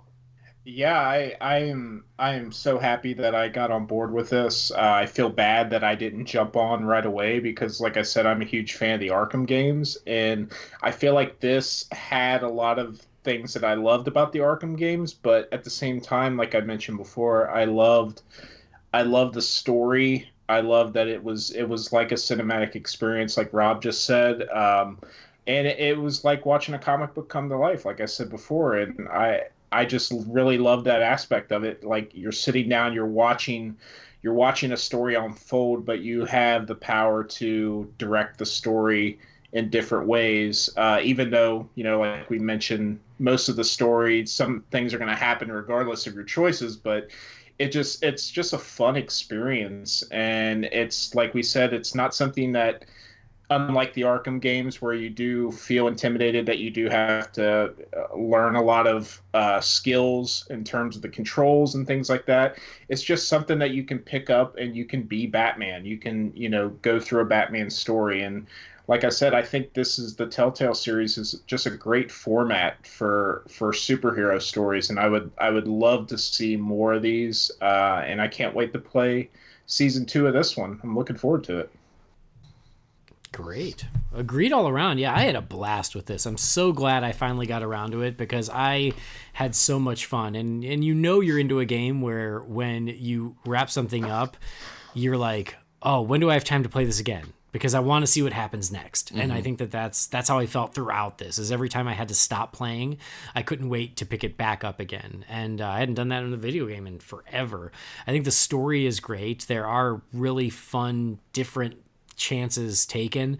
As we talked about on the last episode with Jamie, apparently now there's a comic book based on this game. Yeah. So to see this version of Batman already starting to make its way into the comics is pretty cool, and I'm intrigued by that. So I love that. I do really love this version of the mythos. I love this Batman, and it still felt unmistakably Batman. So I really loved it, and it's a game style that I really enjoyed as well. It's a nice balance of a lot of different things, but it's so easy to just pick up and play, which is really important for casual gamers like myself. So I can't recommend it enough to Batman fans out there. If you want a really great Batman story told in a very unique way, it doesn't get much better than this. So it's something that's very unique to Telltale, and I think they did a great job here. And now I can't wait to jump into season 2. Especially because apparently season 2 does have the Riddler and does have a bunch of these other guys. And so I'm excited to see that. Yeah. Mm-hmm. Love it. All right. Well, guys, check out Batman the Telltale series. And as I said at the beginning, you can't beat $15 on an iPad. Like, Do it. Enjoy it. Love it. Now, let's see what you guys have to say as we crack open the Wayne Manor mailbox. You have one missed call. Right. This is getting ridiculous. I've been leaving messages all night and you still haven't got back to me. Who do I need to kill to make you pick up? All right, that intro for the Wayne Manor mailbox came from Brent Ellenberg. Brent, thank you so much for sending that our way. And if you guys out there are listening, the contest is still going on. So if you have an idea of an intro for the Wayne Manor mailbox, please send those in. You got till the end of the month. And now I can tell you what you can win because I finally went out and bought some prizes. Up until now, I'm like, yeah, I'll get you something. It'll be something real nice. Send me a audio clip. But it's a little prize pack. So it is a Blu-ray of Justice League versus Teen Titans, which I enjoyed. That was pretty good, even though they don't fight very much, but I like the movie. It is the compiled edition of The Court of Owls and a Batman the Animated Series Funko Pop. So it's a little bit of everything. It's a movie, it's a book, and it's a toy. What's not to love about that? And so the winner is going to get all of those things. How exciting. So yeah, if you want to write a song, edit together a little clip, something around 10 seconds, send that in to holybatcast@rf4rm.com. Make sure you do put in the subject line Wayne Manor Mailbox Contest so I don't miss it, because that can happen. And we will choose a winner after we get all those entries through this month. So thank you to Brent for sending that in. Brent also sent a message along with that clip. And so here's what he says. He goes, these are a few... he was telling me, sending in stuff for the Wayne Manor mailbox. He also said, I also want to comment on something one of the last emailers brought up. I feel that women in comics are becoming way too over-sexualized. Really, many things in comics are that way. One thing that really bothers me is the animated movies seem to be a playground for these directors and writers to push this type of thing on viewers. Now, don't get me wrong. I understand that the viewing audience is generally considered to be individuals like us, by us meaning more mature in viewing content, but we simply don't need this type of thing in every dang movie. Just look back at the Killing Joke and Assault on Arkham. The scene with Barbara and Batman and the scene with Harley and Deadshot were completely unnecessary. I'm sorry, I'm a married man, and I don't really care to see cartoon sex scenes like this that are obviously eye candy to the directors. I have a 7-month-old, and I'd love to be able to watch some of these movies with him one day when they come out without having him to be 17. It's just my position. Anyway, I understand the viewing audiences are trying to reach. However, I feel that it is starting to get a little over the top. I truly appreciate everything you guys do and keep up the great work. Brent, thank you for the message, and thank you for sending in some clips for the Wayne Manor mailbox. Jeremy, Jamie and I addressed this briefly on the last episode. What's your take on the situation? I completely see where he's coming from, and I tend to agree with him. This is something I have conversations with people all the time, about not only the animated features, but even in the feature films, where there's almost this need to where we have to grow everything up that we fell in love with as kids to make it still relevant to us as an adult. And I feel like there's a balance that you have to find, and to where it's not too over the top. Like the stuff in The Killing Joke, even the stuff with Assault on Arkham with Harley. I feel like Harley especially has really gone really far into that realm of over-sexualizing her, to the point where she's not even really the same character that I fell in love with on the animated series. And it's kind of a weird thing, because in one point of view, I do like it sometimes, but at the same time, I do feel like it's unnecessary. It's like, well, what are we trying to do to these characters? Are we trying to put them in these situations that appeal to us more as adults than when we were kids? Why we fell in love with them to begin with? It's just this weird thing, and I agree with him. I don't think it's necessary. I do think there's a right and a wrong way to do it, but it is kind of a tricky line to walk to where you're not going too far, in that direction. My wife recently, just from playing the Arkham games, I was playing Arkham City, and I was doing some of the Catwoman side missions. And the comment she made, she's like, I don't understand why all the female characters have to be scantily clad. She's like, I get Catwoman's trying to be a little more sexually overt to kind of take your mind off of what she's doing, but there were other characters she mentioned Enchantress in the Suicide Squad movie. She's like, there's no reason for her and Harley to look like that when they're going out into combat. She's like, you're wearing a half-ripped shirt and short shorts. She's like, that's not practical. It's more for eye candy, and it's diminishing what women are supposed to be represented. It's not the 1970s, 60s where that was the eye candy for the book to sell it to guys. There are many, many women now that are just as much into all these things, maybe because of some of those characters. But I sometimes go, being a Tim Drake fan, I can go, oh, I can, relate to Tim Drake, what I was feeling at age 16. But when Harley and some of these other characters are wearing next to nothing, what are you saying to the female readers of the stories that you're trying to tell? Like, this is what we think you are. So like you said there, Jeremy, there are some lines where you can push where it needs to be, but if that's just your character model, because I don't think because works anymore. Yeah, I would agree. I think that I think there is a right way to do it. I have nothing against physically attractive women. I'm a fan. But when you just make that the whole point of a character, it is, it's cheap and it's a little lazy, and I think that we can do better, especially because we know that the world of comic books and these characters and these stories has broadened to a much wider audience than it was when it was just 12-year-old boys buying comics and, giving them eye candy. Yeah. We know that everybody gets into these now, and I think we have to be, respectful of that and do better. So I think that in moderation, it's okay. You're right. There are sometimes where it's so over the top where it's like, you feel like it's a 12-year-old making it, and it's like, come on, we can do better than this. So, I don't disagree. I think it's a matter of doing it right and not making that the only point of a character. Celebrate their independence or their craziness or their smarts or their stupidity or, whatever. Like there's so many other shades to the character other than being hot, and I think we need to explore those. That's more important. Yeah. All right, next message here is from Condor Zelander. It says, hey, Holy BatCast family, do you think that Alec Baldwin would have been a great Batman? When I watch The Shadow, I say to myself, if Burton wanted someone from the Beetlejuice cast as Batman, it should have been Alec Baldwin. He would have been the best. Condor, thank you for the message. I will say I am pretty sure he was one of the names that was getting batted around before 1989. Yeah. I think I remember hearing that. Obviously, they went in a different direction. Do I think he would have been great at that time in 1989? Yeah, I think he could have been great. And I think The Shadow is proof of that, but didn't work out that way. Rob, what do you think? Alec Baldwin is Batman. I remember the name being batted around as well. And I thought, oh, that'd have been kind of cool. I saw him more as Batman than Michael Keaton, but then after the movie came out, I was glad with the choice that they made. But yeah, I'd have been fine with that if that's how it landed. Jeremy?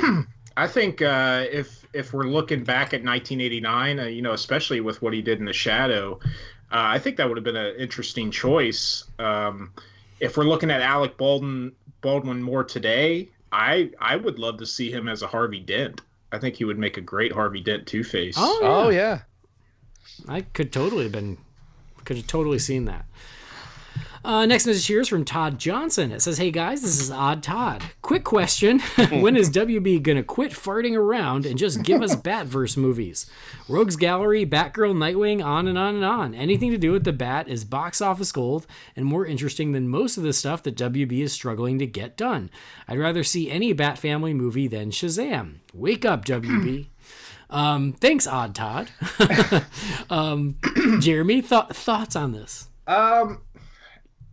Yeah, I understand the sentiment. I mean, I'm a Batman fan first and foremost. So, of course, if you're going to do a Batman universe, I would be totally on board with it. But I think we live in a world now where, we have Marvel over on the other side of the street making movies about characters that would never have gotten to see the light of day back in the day. So I think it's time for WB to get with the program in terms of giving these other characters their time on the stage, because this is the time to do it. And I don't see a reason why we have to always use Batman now as the focal point, because I don't think we live in that age anymore.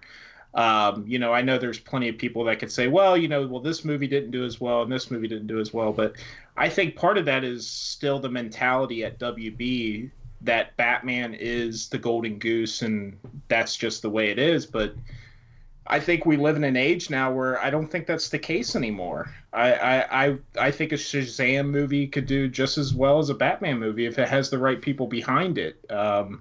And I'm one of those people that the DCEU or the DC film universe, whatever you want to call it, it's had its problems and ups and downs, but I'm still a full supporter of it, and I want to see it work because I really enjoy the MCU, and I want to see a DC film universe that's just as successful because I love seeing all these characters come together. Awesome. Rob? I couldn't agree more. Being as a kid growing up that liked Shazam over Superman, there, I said it. What? Oh, yeah. Can you say that? Is that allowed? I don't know. Being a small kid in school and getting picked on, I wish I could have yelled Shazam and popped somebody.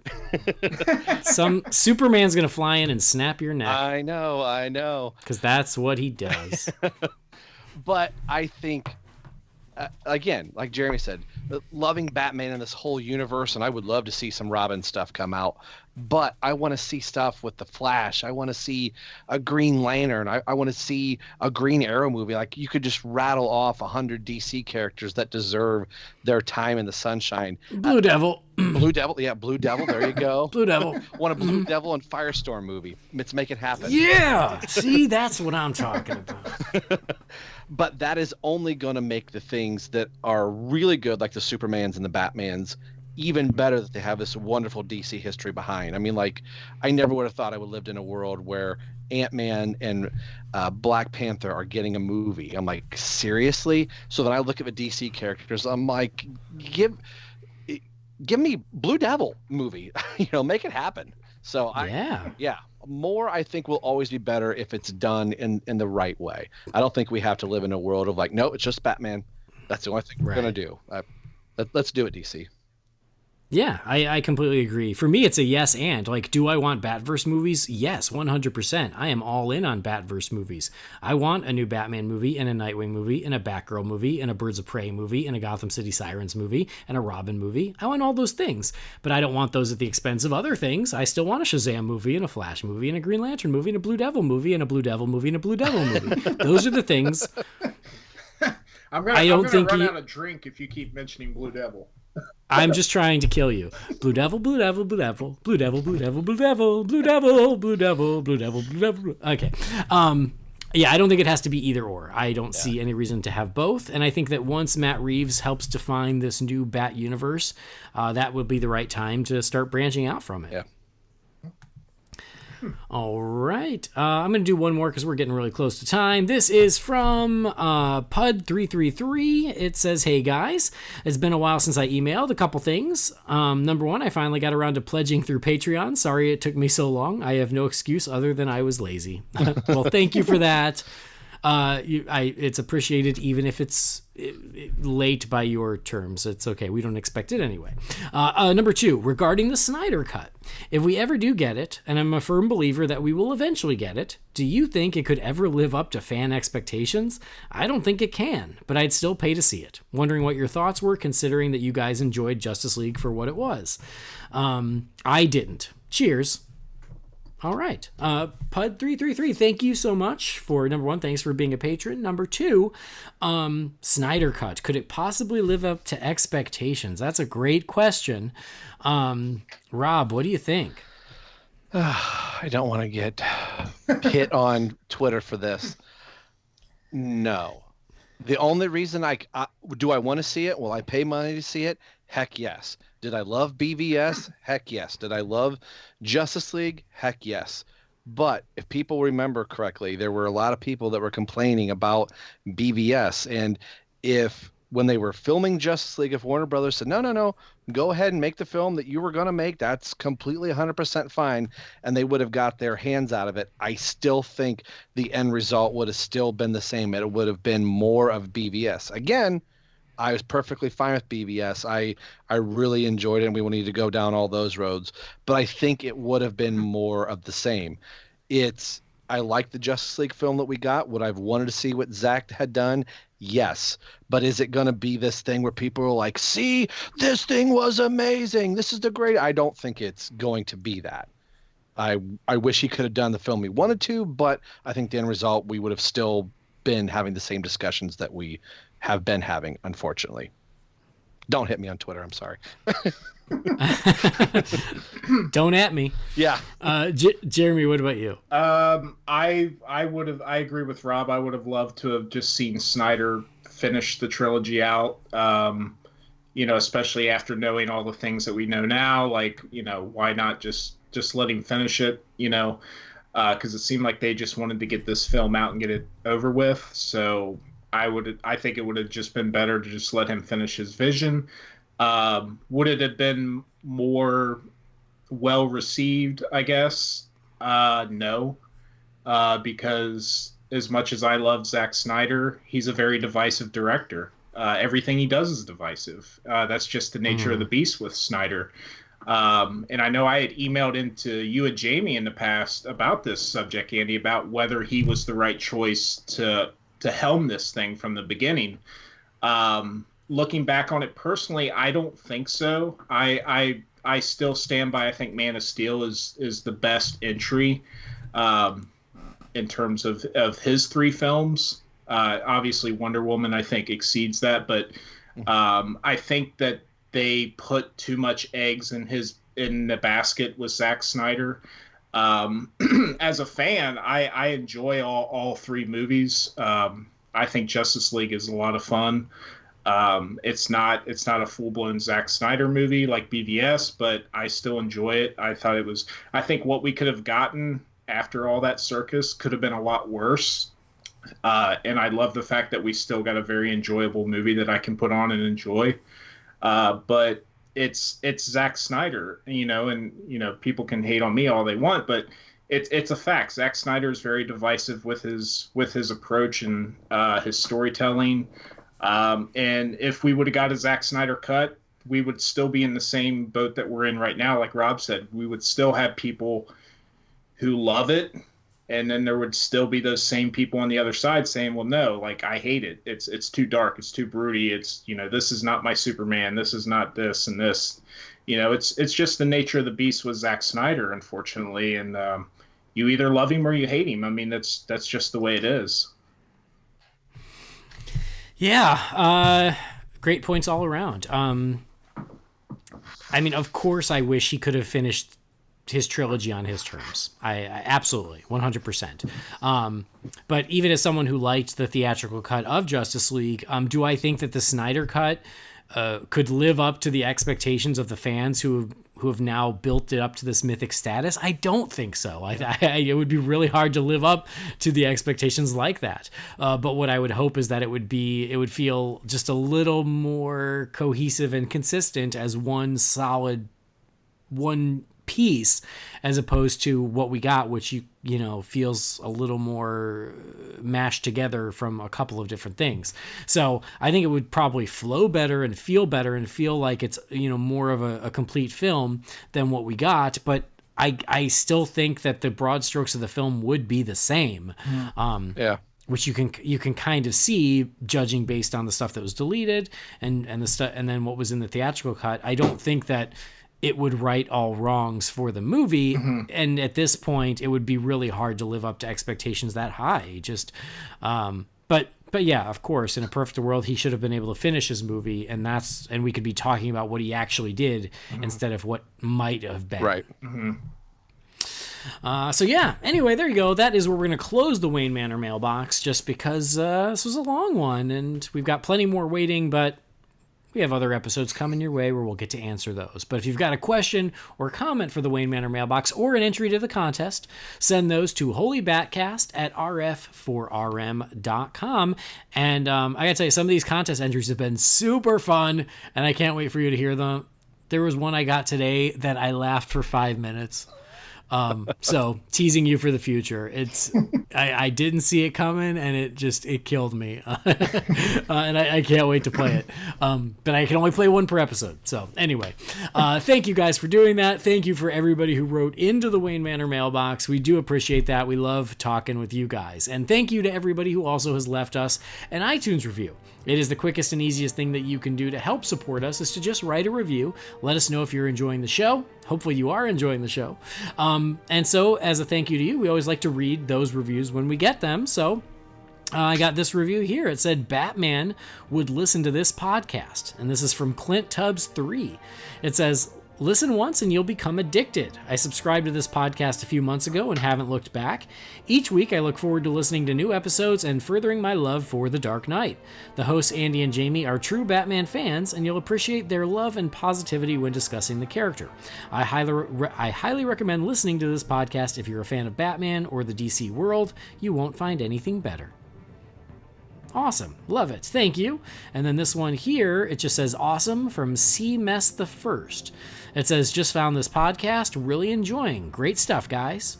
Awesome. Well, thank you guys for writing those reviews. And if you haven't done that already, we do appreciate it. We're up to 240, which is really awesome. You guys are great. But that is where we are going to wrap up this episode of Holy BatCast. Jeremy, always a pleasure, my friend. If the folks at home want to keep up with you, where can they do that? It's always a pleasure, as always, coming on here with you guys.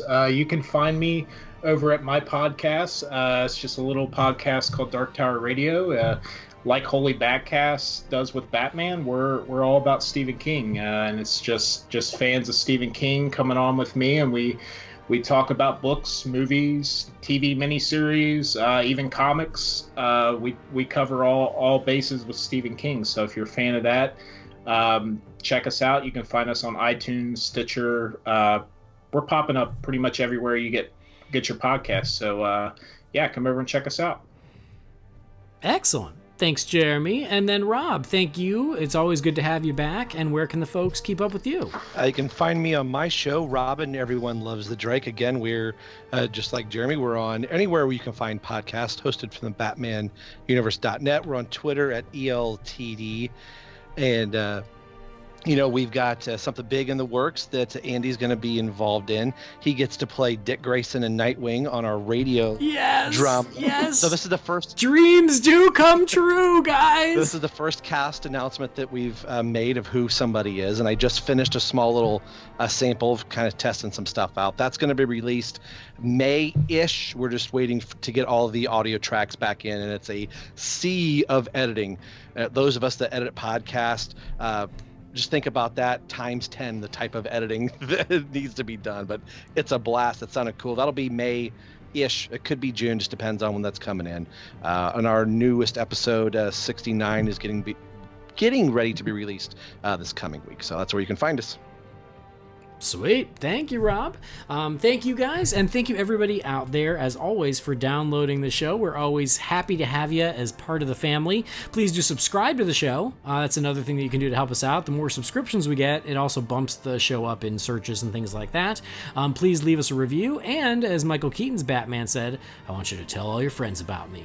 Visit holybatcast.com, like our Holy BatCast page on Facebook, follow us on Twitter or on Instagram at Holy BatCast, and subscribe to the YouTube channel at Holy BatCast. But that'll do it for this episode. Thanks for joining us. We will see you next time. Same bat time, same bat channel.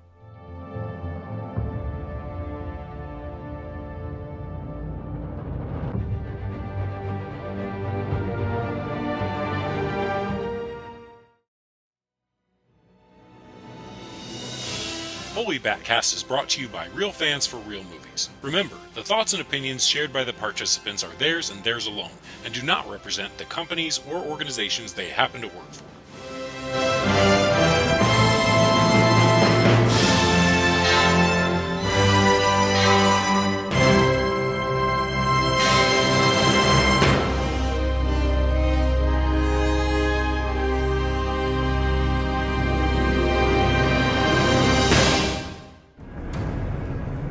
found him.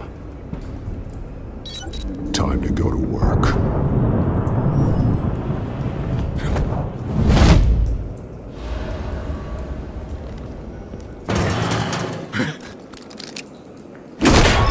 My turn.